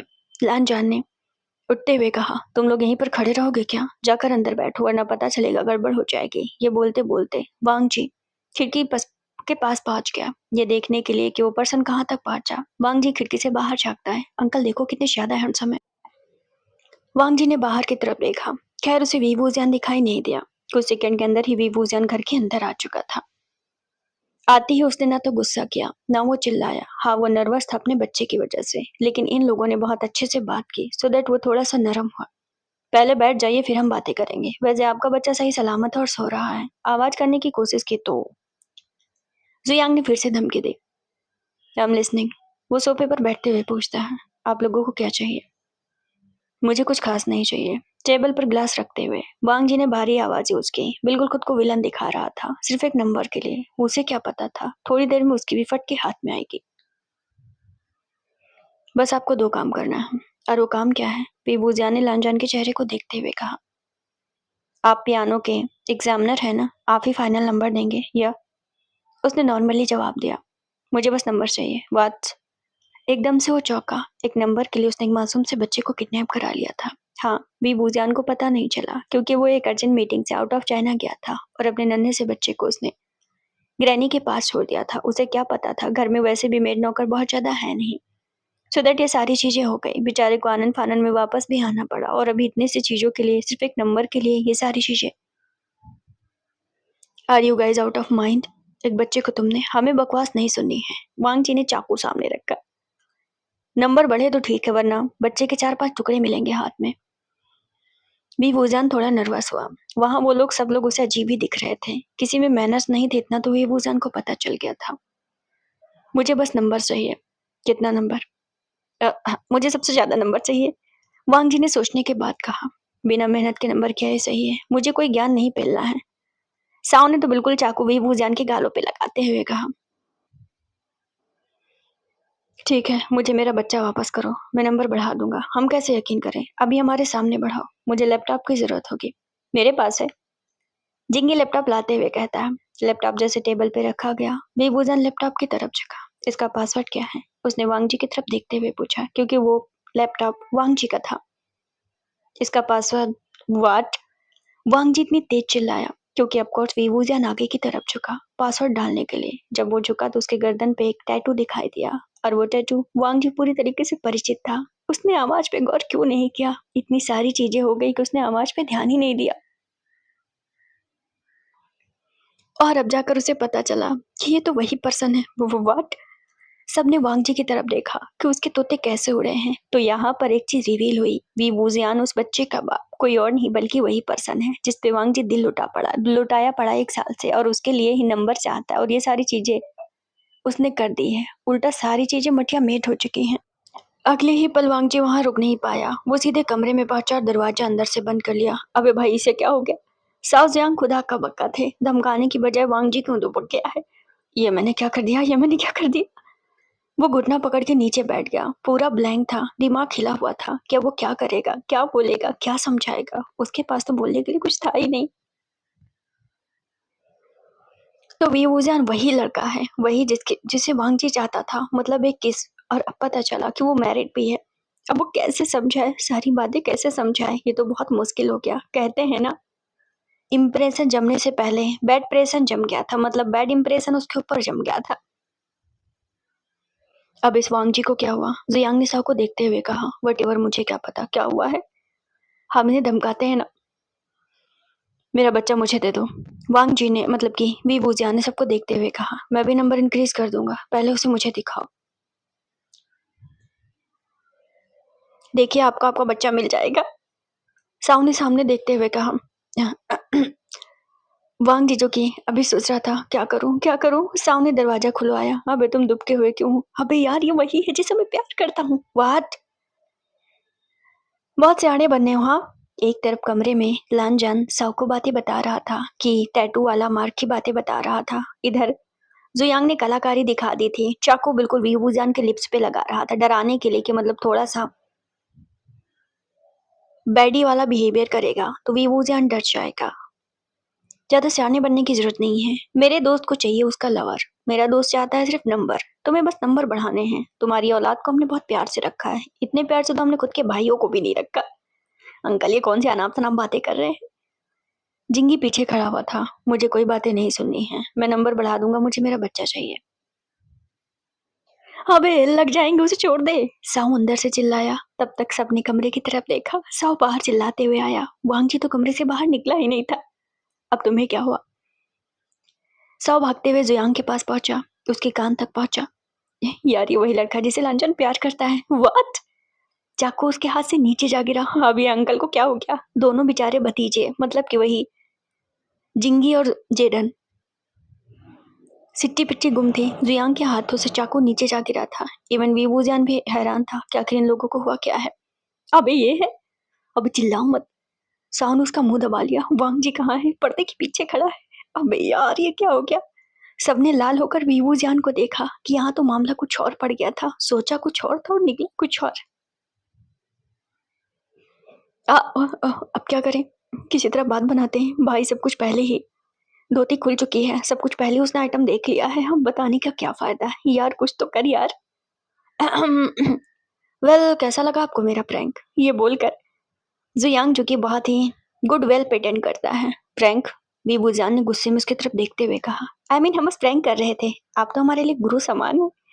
ये बोलकर जेडन ने अपना सिर झुकाया, बिल्कुल ग्रीट करते हुए, मतलब ग्रीट करते हुए, और फिर उसने साव का भी हाथ पकड़ लिया, वो भी ग्रीट करवाने के उससे। हाँ हाँ, आप तो हमारे टीचर जैसे हैं। साव ने भी जल्दी जल्दी ग्रीट किया। है ना जिंगी? हमें क्या बोलना चाहिए? जिंगी ने जेडन से पूछा। अंकल की तरह हम भी ग्रीट करते हैं। हाँ हाँ टीचर जी, आपका हम ग्रीट करते हैं। वो भी झुक झुक कर थैंक्स बोलने लगे। बहुत घटिया मजाक है, मुझे मेरा बच्चा वापस ला कर दो, लान वी वूजियान ने गुस्से में कहा। एनवांग जी तक उसकी बातें जा रही थी। अब मैं क्या करूं? लानजान का सारा नंबर बिगड़ गया था। मेरा बच्चा मुझे दे दो। मैं पुलिस वालों से नहीं कहूंगा, लेकिन अगर इन सब में तुम देर करोगे, मैं डेफिनेटली पुलिस वालों से कह दूंगा। हाँ हाँ, क्यों नहीं, हम अभी लाते हैं। लांचन, बच्चा ले आओ। सीन शिफ्ट होकर वहां पहुंचा। लांचन बेबी को गोद में लेकर पहुंचा। बेबी तो पूरी तरीके से सो रहा था। उसने वीवूजियान की गोद में बेबी को डाल दिया। वीवूजियान ने बेबी को एकदम से हक कर लिया एंड उसकी पीठ को सहलाने लगा। हम कसम खा के कहते हैं, हमने उसके साथ कुछ किया नहीं है। वीवूजियान ने गुस्से में सबकी तरफ देखा। उसने मन में ठान लिया था कि यहाँ से पुलिस वालों को जरूर वो रिपोर्ट करेगा। अपने बेबी को पाने के लिए उसने बस हाँ कहा था, ऐसे थोड़ी ना सबको छोड़ देगा, उनको घसीट कर रहेगा अदालत तक। बहुत घटिया था जो भी तुम लोगों ने किया। वीवूजियान ने उठते हुए कहा, आप नाराज है क्या? जैसे ही वीवूजियान मुड़ा वैसे ही लानजान ने उसे रोका। मतलब ऑफकोर्स अब बेचारा ये तो नहीं कह सकता था कि जाओ पुलिस वालों को रिपोर्ट कर दो। उनको डाउट तो है कि वो ऐसे तो छोड़ेगा नहीं, बट ठीक था। वीवूजियान के कदम रुक गए। उसने मुड़कर वांग जी की तरफ देखा। अब यहाँ पर उम्र का फासला है, मतलब 2-3 साल का, बस, ज्यादा नहीं। तुम लोगों ने मेरे बच्चे के साथ क्या किया है? नाराजगी नहीं बल्कि मुझे तो हेट होनी चाहिए। तो उसने लानजान को देखते हुए कहा, हमारा मतलब उसे नुकसान पहुंचाना नहीं था। हमने उसे नुकसान नहीं पहुंचाया है। लानजान ने मन में कहा, ये मुझे नहीं पहचानते तो मैं इस जगह माफी मांग सकता हूँ, वरना पहचानते तो गड़बड़ हो जाती। तुम वही हो ना? तब तक वीवूजियान ने कह दिया, फट के हाथ में वैसी आगे वो बात। लानजान शॉक के पीछे खड़ा हो गया। इन्हें पता है, मतलब कहीं नहीं, याद तो नहीं है कि मैंने इन्हें किस किया था। तुम वही हो जो मुझे उस रेस्टोरेंट के बाथरूम में मिले थे और आई थिंक 1 साल पहले उस हॉल में मिले थे। अब क्या आप किस बारे में बात कर रहे हैं? या आई एम श्योर, डेफिनेटली तुम वही लड़के हो। साहू ने जुयांग को देखा, जुयांग ने साहू को देखा। बेचारे जिंगी और जेडन तो लाल लाल हो गए थे। ओह, तो ये घटिया हरकत तुमने इसलिए की थी ताकि तुम नंबर पा सको और मुझसे बात कर सको। अब भी वुजान रुक गया था। लानजान ने गहरी सांस ली। अब कोई फायदा नहीं था उसके पीछे छुपने का, सो दैट वो भी सामने आया। वीवूजान अब बैठ गया था। सब सिट्टी पिट्टी गुम थी। सब सोच रहे थे कि कुछ सीरियस बातें होने वाली हैं। For what? तुम मेरे सामने बैठो, मैं तुमसे बात करना चाहता हूँ। वीवूजियान उसे हड़की मिली। अबे यार, इसकी फट गई होगी। साउंड ने सुयांग के कान में कहा, यार चुप हो जा यार, उसके हिल लगे पड़े हैं बेचारा। अपने लवर के सामने अब कैसे बताएगा उसके बच्चे को उसने टॉर्चर कर डाला है। टॉर्चर मीन्स यहाँ किडनैप करने की बातें थी। लानजान बैठ गया था। बोलो, तुम्हें क्या बात करनी थी मुझसे? है? अब अचानक से कोई कैसे कह सकता है कि I am fail in love, मतलब मैं प्यार में गिरा? अब ये कहने बनता था ही नहीं तो फूहड़ बात हो जाती। जो बात करनी करो, मैं भी आज सुनना चाहता हूँ। कौन सी बात इतनी इंपॉर्टेंट है कि किसी के बच्चे को किडनैप कर लिया जाए? वीवूजा ने सारी बातें गुस्से में कर रहा था। उसे जानना था कि आखिर उस यंग लड़के को क्या तकलीफ है, आखिर उसे बात क्या करनी है। मैं तुमसे बातें कर रहा हूँ, उसने फिर से भारी आवाज में कहा। अरे यार, ये तो सच में गुस्सा हो गया। देखिए, हमने तुम्हारे, मैं बस इससे बात कर रहा हूँ। वीवूजियान ने साव को बीच में रोक दिया। मुझे आपसे बात करनी थी क्योंकि क्या? क्योंकि मैं आपसे प्यार करता हूँ और मैं आपसे शादी करना चाहता हूँ। अबे फक। फक बोलकर साव ने अपने मुंह पर हाथ रख लिया, वरना और गाली फूहड़ों वाली निकल जाती। अबे यार, इतना गंदा घटिया कन्फेशन उसने अपनी जिंदगी में कभी नहीं सुना था। लोग फ्लावर के साथ कन्फेशन करते हैं, लेटर में कन्फेशन करते हैं, टेक्स्ट में प्यारा सा इमोजी लगाकर कन्फेशन करते हैं। हांग मंग जुन की तरह इतना स्ट्रेट कौन बोलता है, जबकि वो अभी किडनैपर है, वीवूजियान के सामने सबसे बुरा इंसान है। एक पल के लिए सब कुछ सन्नाटे में आ गया। सब शांत हो गए, सब चुप हो गए। कोई बोलने भर का किसी के पास कुछ नहीं था। हो, तुम मुझसे प्यार करते हो, तुम मुझसे शादी करना चाहते हो, यही? हाँ। तुम मेरे बारे में जानते हो? हाँ। आप मैरिड हैं लेकिन आपकी पार्टनर आपके पास नहीं है, बच्चा आपका है। फिर भी तुम मुझसे शादी करना चाहते हो? उसने अपने भावों को चढ़ाते हुए पूछा। हाँ। तुम्हारा नाम? हांग मंगजुन। उम्र? 23 साल। काम क्या करते हो? स्टूडेंट हूँ।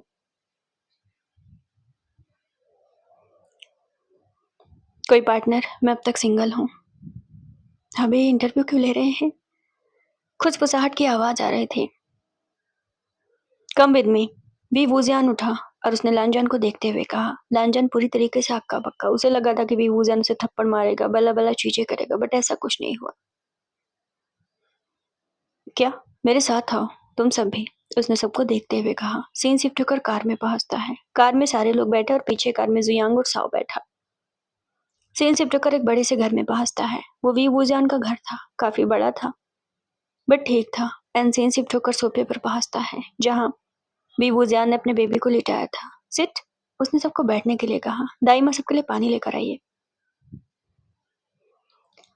सब हैरान और परेशान थे कि आखिरकार वीवूजियान क्या सबक सिखाने वाला है। उसने लानजान की तरफ देखा। आर यू श्योर कि तुम मुझसे शादी करना चाहते हो? उसने रुकते हुए फिर से सवाल पूछा। I am 100% sure. लानजान तो पूरा ऐसा लग रहा था कि उसने चेहरा बांध रखा है, बस हाँ बोलने की देरी थी। ओके। वीवूजियान पानी पीता है। उसने पानी को टेबल पे रखा। उसने टीवी को ऑन किया।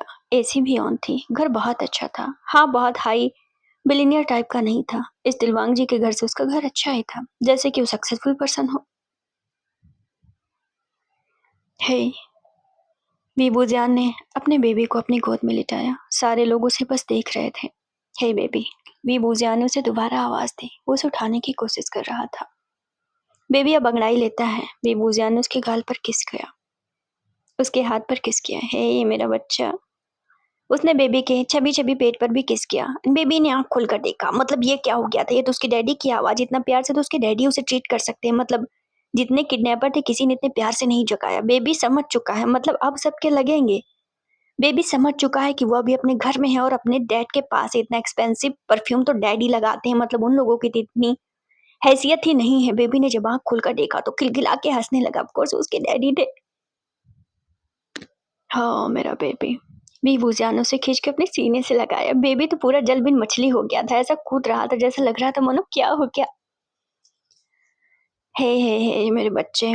बीबू जान उसे बहुत ज्यादा किस किया और जैसे ही बेबी की नजर पीछे गई तब उसे अपने ऊपर हुई ज्यादती याद आई कि उसे किडनैप करके उसके साथ क्या कुछ नहीं किया गया। एंड बेबी ने गुस्से में सबको घूर कर देखा। अबे अबे हमें क्यों घूर रहा है? जेडन ने साव की तरफ देखते हुए कहा, भाई अभी और एल लगने बाकी हैं। क्या वाम? बीबूजियान ने उसके गर्दन पे किस किया, उसके बालों को सहे गया। भूख लगी है? बेबी कंफ्यूज हो गया कि अभी हो क्या रहा है। मतलब ठीक है डैडी को तो गुस्सा होना चाहिए बट डैडी उनके ऊपर गुस्सा क्यों नहीं है। दाई माँ ने एक छोटे से बाउल में खाना लाकर दिया। मतलब थोड़े से फल थे। बीबूजियान ने उस फल को अपने हाथ में ले लिया। आओ मैं खिलाता हूँ। उसने उस बच्चे को अपने गोद में ले लिया। उस बेबी को कटा हुआ पपीता अपने हाथ से खिलाने लगा। बेबी के दांत पूरी तरीके से शार्प नहीं थे, सो दैट वो आधा खा रहा था, आधे से ज्यादा गिरा रहा था।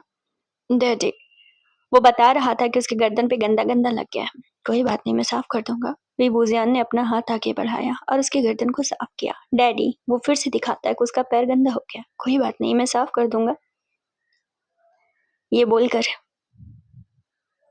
बीबूजियान उसके पैरों पे किस कर लेता है। बेबी खिलखिला के हंसता है एंड एटीट्यूड मारता है सबका, सबकी तरफ देखकर। अब सबको पता चला कि उसके डैडी उसे कैसे ट्रीट कर रहे हैं। मतलब क्या समझ रखा था कि कूड़े से उठाया गया बच्चा, और कूड़े से भी उठाया गया होता फिर भी पेरेंट्स ऐसे ही सबको ट्रीट करते हैं।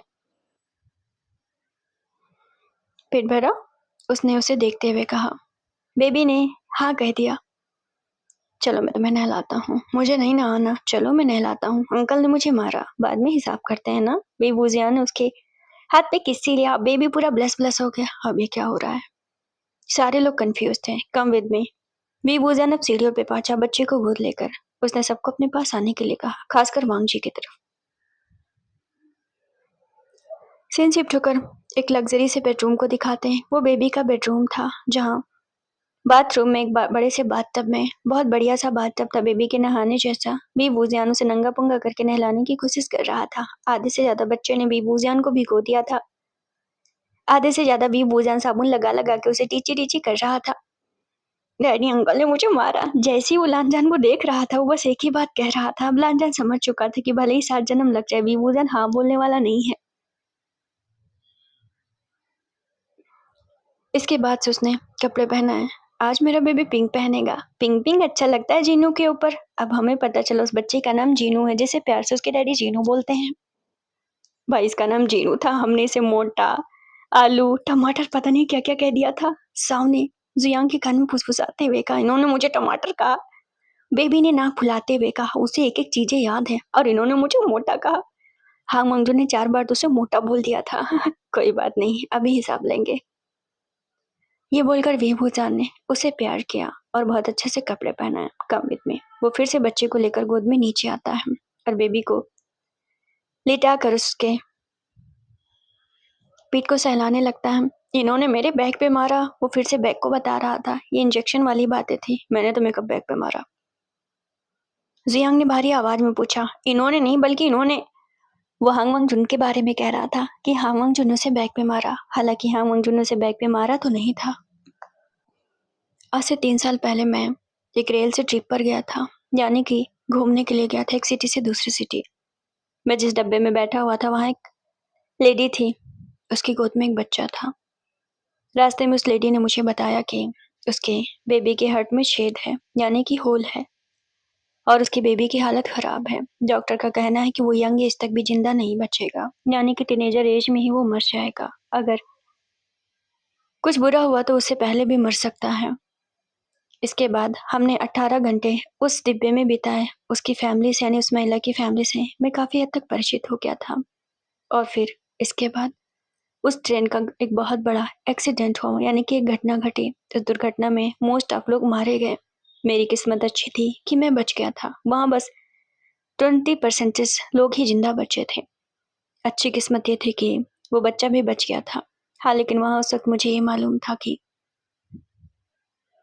जैसा कि उसकी माँ ने बताया था कि उसकी फैमिली बहुत बड़ी नहीं है, तब को उस बच्चे का कोई नहीं था। जब मैं मेडिकल ले रहा था, मुझे थोड़ी सी चोटें आई थी, तब मेरे बेड के पास वो बच्चा भी था। उस बच्चे को ऑर्फन होम भेजने की बातें की जा रही थी। तो फिर मैंने अपने डैड से कहलवा कर, मेरे डैड, वो अपने डैड का नाम लेता है, काफ़ी रिच हैं, उनके पावर से मैंने उन डॉक्टरों को कहा कि मुझे वो बच्चा चाहिए, मैं उसकी परवरिश करूंगा। क्योंकि ऑफकोर्स 18 घंटे में मैंने बहुत कुछ उनके साथ शेयर किया था। मैं कहीं ना कहीं इमोशनली उस फैमिली से जुड़ गया था। वरना मैं जानता था उस बच्चे को अनाथ आश्रम भेजा जाता और ऑर्फन होम में क्या ही उसकी कोई केयर करता। कुछ साल बाद वो बच्चा मर जाता। मेरे दिल में गिल्ट रहता कि मैंने उस हॉस्पिटल में ऐसे छोड़ दिया। ये 3 साल पहले की बात है। तब वो बच्चा सिर्फ 2 साल का था। फिर मैंने उसे गोद ले लिया और तब से वो मेरा बेटा हो गया। मैं उसका फादर यानी कि डैडी बन गया। वो बच्चा कोई और नहीं बल्कि जीनू है। वो अपने बेबी के गालों पे किस करते हुए कहता है, अब ये मेरी जिंदगी का हिस्सा है। तुम्हारे लिए जो मजाक था, उसने लांजान की तरफ देखते हुए कहा। सिर्फ किसी को पाने की चाहत थी, मेरे लिए वो सब नहीं है। अब तुम्हें समझ में आया कि तुमने क्या किया।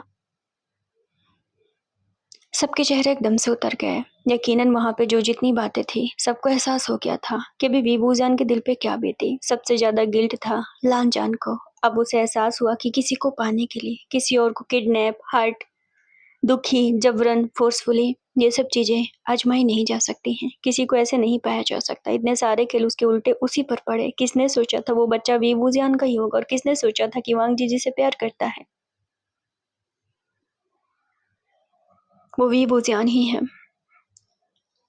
उसमें अब मेरी जान बसती है।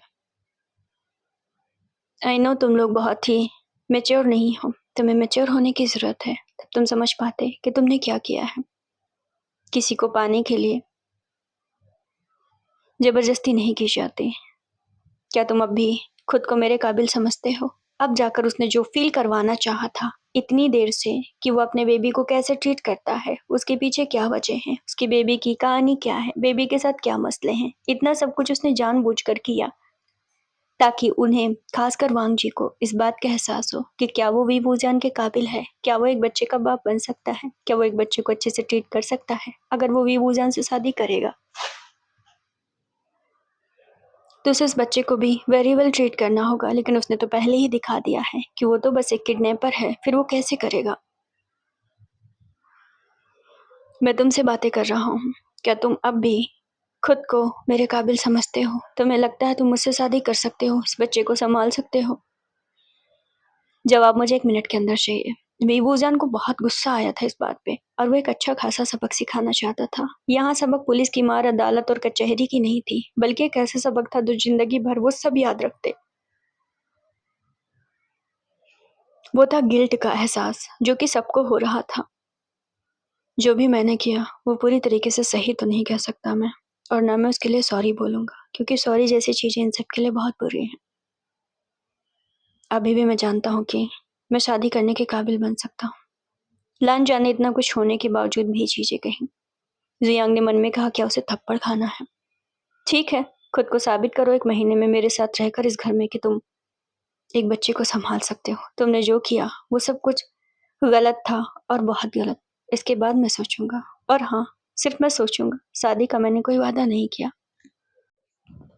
इसके अलावा तुम्हारे नंबर तुम्हारी मेहनत से मिलने चाहिए। तुम अच्छी जॉब करो ताकि अगर मेरे बच्चे को कोई ज़रूरत हो, न सिर्फ मैं, तुम भी उसके लिए कुछ खरीद सको।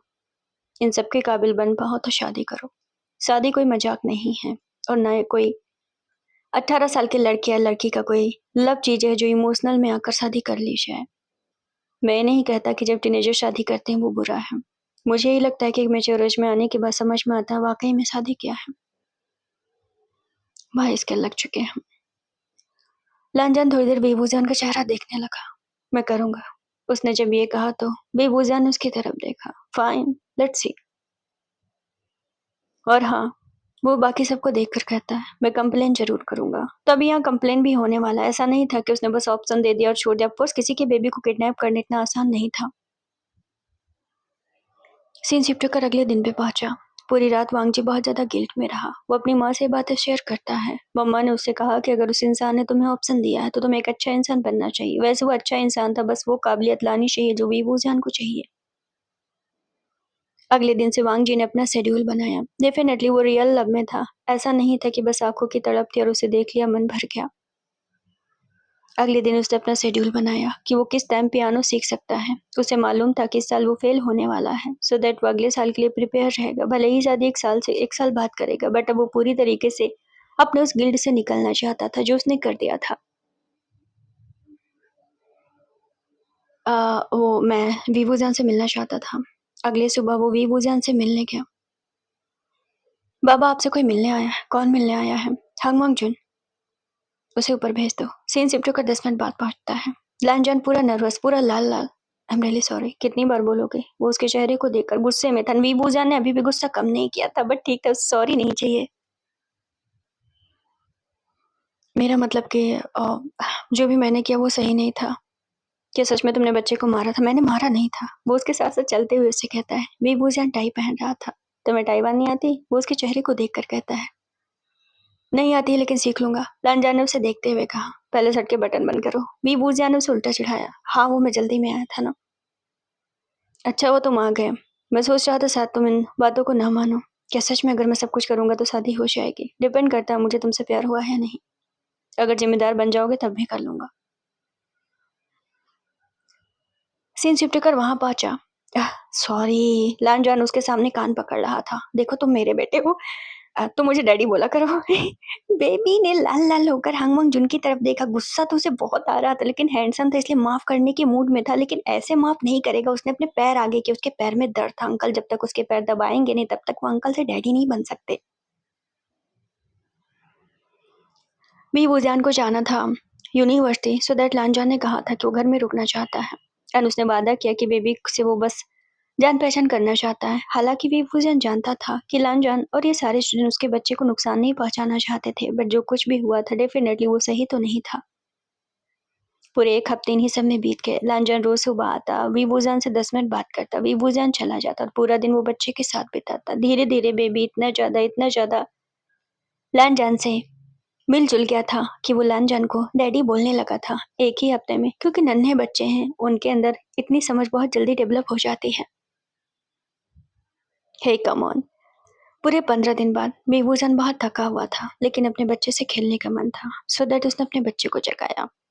डैडी अब आ गए, वो उठ के बैठते हुए कहता है। क्योंकि हम जानते हैं बच्चा बात कर सकता है।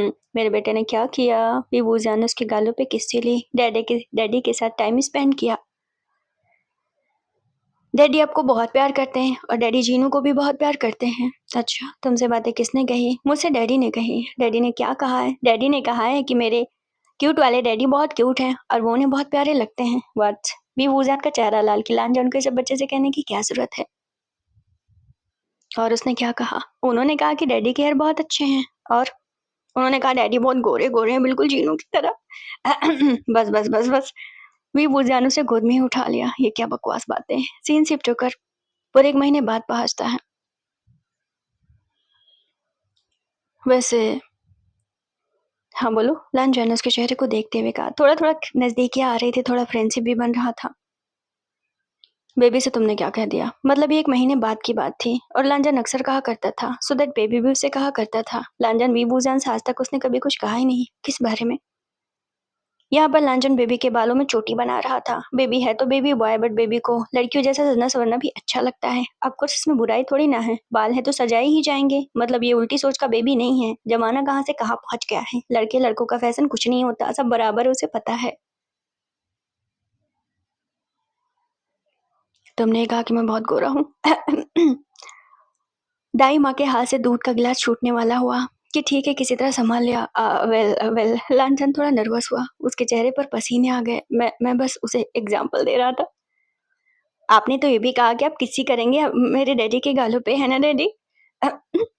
अब वीबूज़ियान को खाँसी आ गई। मतलब अभी ये सब क्या बातें हो रही हैं? मैंने ऐसा कब कहा, इधर आओ तुम। लान जाने उसे गोद में ले लिया। तो तुम्हें चॉकलेट चाहिए? नहीं, चॉकलेट से तुम्हारे दाँत खराब जाएँगे। चलो मैं तुम्हें कुछ दिलाता हूँ। ये बोलकर वो बच्चे को बाहर ले आया था। तुम्हें ये सब बोलने की ज़रूरत नहीं है, ये मेरी बातें हैं। आपने मुझसे कही थी। हाँ, वो बात अलग है। तुम्हारे डैडी बहुत क्यूट हैं। लांजा ने बेबी के गालों पे किस्से किया।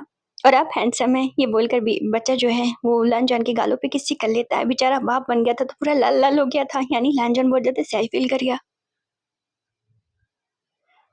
सीन शिफ्ट होकर पूरे 6 महीने बाद दिखाते हैं। लांजान ने अपने अंदर इतना बदलाव कर लिया, वो धीरे-धीरे सीरियस होता गया। वो उस बच्चे को सँभालने लगा और अब बच्चा पूरी तरीके से समझ चुका है कि लांजान ही उसका डैड है। यहाँ पर वी वूज़न के साथ उसने नज़दीकियाँ बढ़ाई। लेकिन एक अच्छी बात उसने यही की कि उसने कभी भी वीवूज़ान से वैसा फ्लर्टी-फ्लर्टी वो नहीं हुआ। हमेशा मैच्योर रहा, हमेशा एक दहलीज़ बनाकर रखी, हमेशा लिमिट बनाकर रखी, क्योंकि ऑफ़ कोर्स वो अपनी ज़िंदगी में वीवूज़ान को चाहता था।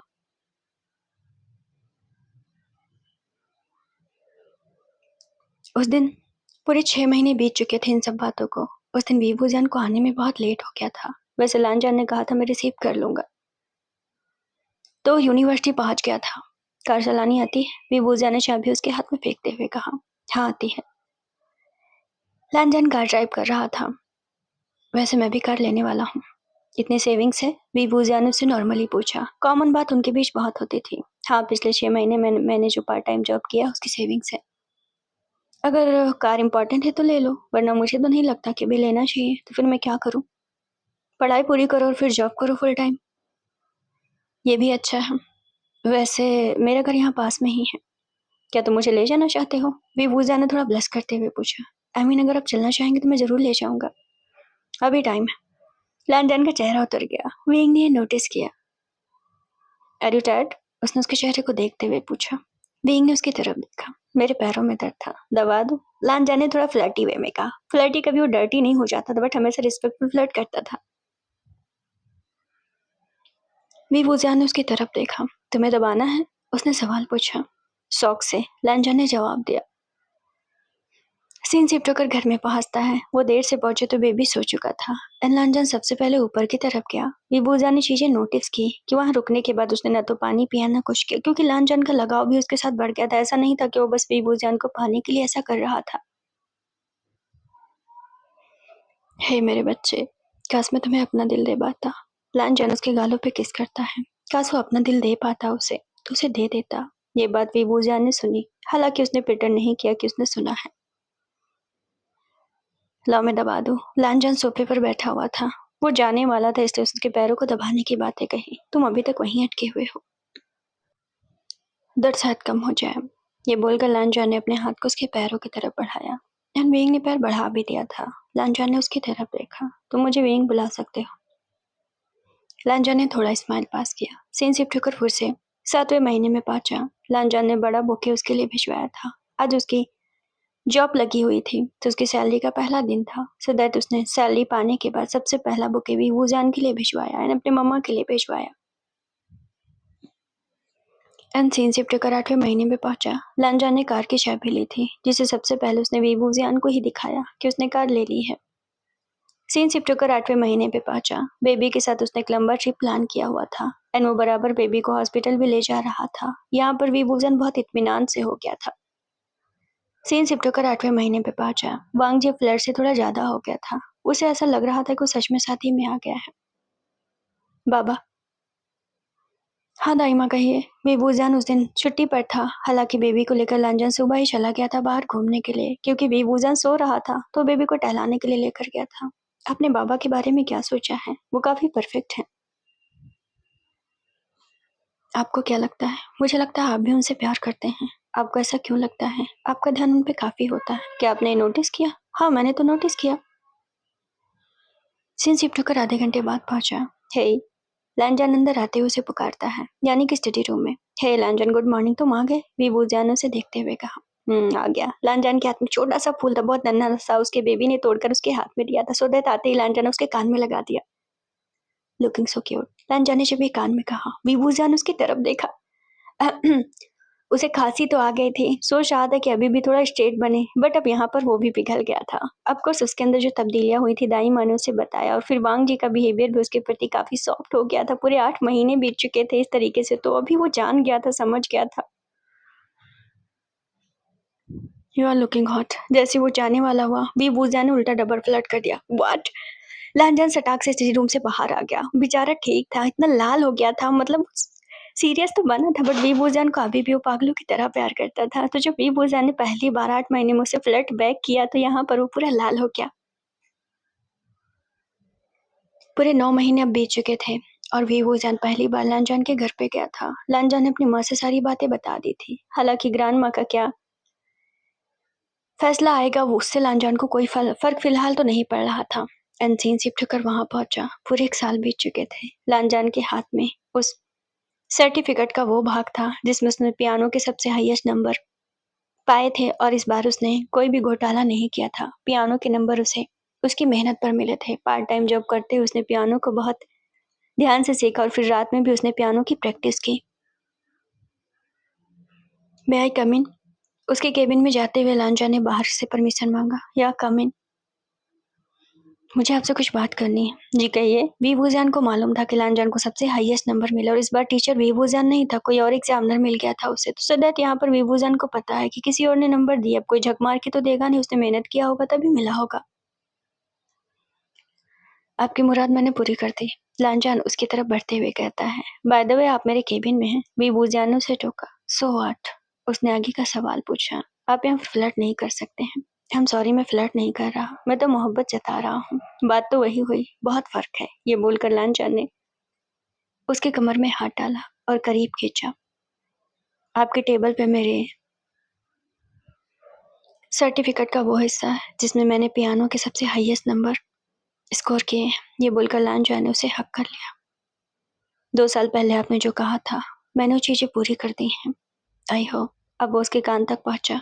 आप ये बात मान सके कि मैं आपसे सच में प्यार करता हूँ। I hope. और वो दोबारा उसके गर्दन के करीब पहुंचा। ये बात मान ले कि वो किस इत्तेफाक से था।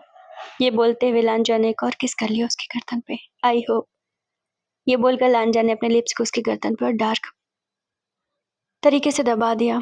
आई होप कि आपको यकीन हो जाए कि वो किस बस इत्तेफाक से था और आप मुझे माफ कर सके। I hope. वो इस बार अब थोड़ा सा दाद दाद करने लगा था, यानी कि उसे लब बाइट देने लगा था। लब बाइट देते हुए उसने कहा, आई होप कि मैंने जो 1 साल पहले किया था बेवकूफ़ी भरा था। आप उसे मेरी बेवकूफ़ी समझ के माफ कर दें। अब उसने डार्क सा लब बाइट भी वूजान के गर्दन में दे दिया और उसे काफी शक करने लगा, और शक करते हुए बोला, आई होप कि आप जल्दी से शादी के लिए हाँ करें। शक करते हुए उसने जब ये कहा, भी वूजान ने पूरी मिठिया भेज ली। लांजान ने उसे बहुत टाइटली पकड़ के रखा था। आई होप कि आप ये समझ सके कि मैं आपसे प्यार करता हूँ। ये बोलकर उसने और शक किया। आई होप कि आपको ये यकीन हो जाए, आई रियली लव यू। ये बोलकर उसने एक हाथ से उसकी कमर को और अपनी कमर में सटाया। आई होप कि इस लव यू का जवाब आप अभी दें। भी वूजान तो पूरी तरीके से हैरान था। वो लड़का जो नर्वस था 1 साल पहले, वो पूरी तरीके से अभी मर्दाना बिहेव कर रहा था। मर्दाना छोड़ो, इतना डार्क उसने कन्फेशन कर दिया कि भी वूजान के पास अब कोई ऑप्शन नहीं था। लांजा ने उसकी कमर को और कस के पकड़ा और अपने करीब खींचा और ज्यादा सटाया, और उसकी गर्दन पे शक करते हुए फिर से कहा, आई होप कि आपको ये समझ लेना चाहिए कि जब तक आप जवाब नहीं देंगे मैं आपको छोड़ने वाला नहीं हूँ। Just say love you too. हाँ। विंग ने गहरी सांस ली। वैसे 1 साल पहले उसे लगा नहीं था कि लांजान ये सब कर लेगा। उसे तो हैरानगी हुई कि जब वो लड़का धीरे धीरे हर एक चीज को सीरियस लेने लगा, और अब जाकर उसकी फैमिली भी मुकम्मल है। I love you too. आखिरकार लांजान ने जब ये कहा तो विंग ने आई लव यू टू बोल दिया। सीन शिफ्ट होकर शादी के मोमेंट को दिखाते हैं। हंसती खेलती फैमिली, बेबी बीच में बैठा हुआ था, शादी हो रहा था, ओथ ली जा रही थी। आते हैं वीवूजान की फैमिली पे। वीवूजान अपनी फैमिली से रिच फैमिली से आता है। उसकी मम्मा बिजनेस वूमेन, उसके फादर भी बिजनेस वूमेन है, बट वीवूजान को सिंपल लाइफ जीनी थी। उसके फैमिली ने कभी उसे फोर्स नहीं किया, मतलब वट एवर यू वांट वाला हिसाब था, जो भी चाहो करो। उसे फैमिली का सपोर्ट था। विंग ने बहुत पहले ही म्यूजिक की क्लास ली थी, प्लस वो टीचर भी है। हालांकि वो बात अलग है कि वो दूसरी यूनिवर्सिटी में पढ़ाता है, और अल्सो वो म्यूजिशियन भी है, सो दैट अच्छा खासा उसका इनकम वगैरह सब कुछ। उसके फादर ने थोड़ी बहुत शेयर उसके नाम किए हुए हैं। और शादी में सब कोई शामिल है। सीन शिफ्ट होकर वेडिंग नाइट पे दिखाते हैं, जहाँ वी वूजान अब डोमिनेंट होकर उस पे हावी हो रहा था। Of course romantic and sexual moment बन रहे थे। पूरा कमरा उनकी रोमांटिक चीज़ों से भरा हुआ था। एंड सीन शिफ्ट होकर फिर से शादी के 1 महीने बाद दिखाते हैं, जहाँ वो शादी की सालगिरह मतलब कि हनीमून मनाने के लिए गए थे फॉरेन कंट्री एंड बेबी के साथ में। बेबी लड्डू की तरह और ज़्यादा फूल गया था। रोलर कोस्टर झूले पर बैठा हुआ अपने मम्मा और मतलब कि अपने डैडी के बीच में बेचारा स्याही-स्याही हो रहा था, बट उसे सब एडमायर कर रहे थे। लानजान ने विंग की तरफ देखा, विंग ने लानजान की तरफ देखा। लानजान का प्यार सच्चा था, तो उसने सब कुछ करके दिखाया और वी वूजान की ज़िंदगी में उसने सच में एक कमी को भरा, जो वो अक्सर अकेला महसूस करता था। अब तक उसका कोई भी पार्टनर नहीं था। हँसते हुए उन दोनों ने एक दूसरे को देखा। अब उनके लिए दुनिया हसीन थी। उन्होंने वो पाया जो वो चाहते थे, खासकर लानजान। ऊपर से वी वूजान, उसकी फैमिली अब मुकम्मल थी। एक ऐसा पर्सन चाहिए था जो उसके बेबी जैसा भी है, जैसे वी वूजान ट्रीट करता है, वैसा ही उसके बेबी को उसका पार्टनर ट्रीट करे, सो दैट अब दोनों की हसरतें पूरी हैं यहाँ पर और एक फैमिली भी पूरी है। आई होप छोटी सी वन शॉट आपको पसंद आई होगी। मुझे तो प्यारी प्यारी सी लगी। अपना बहुत ज़्यादा ख्याल रखिएगा। Love you all. वैसे 2 तारीख को मेरी फ्लाइट है, तो अभी मैं जाऊँगी, फिर मेरा ट्रैवल ज़्यादा है, वहाँ से फिर मुझे होम टाउन जाना है। मतलब लंबा अच्छा खासा ट्रैवल है। अपना ख्याल रखिए। Love you all.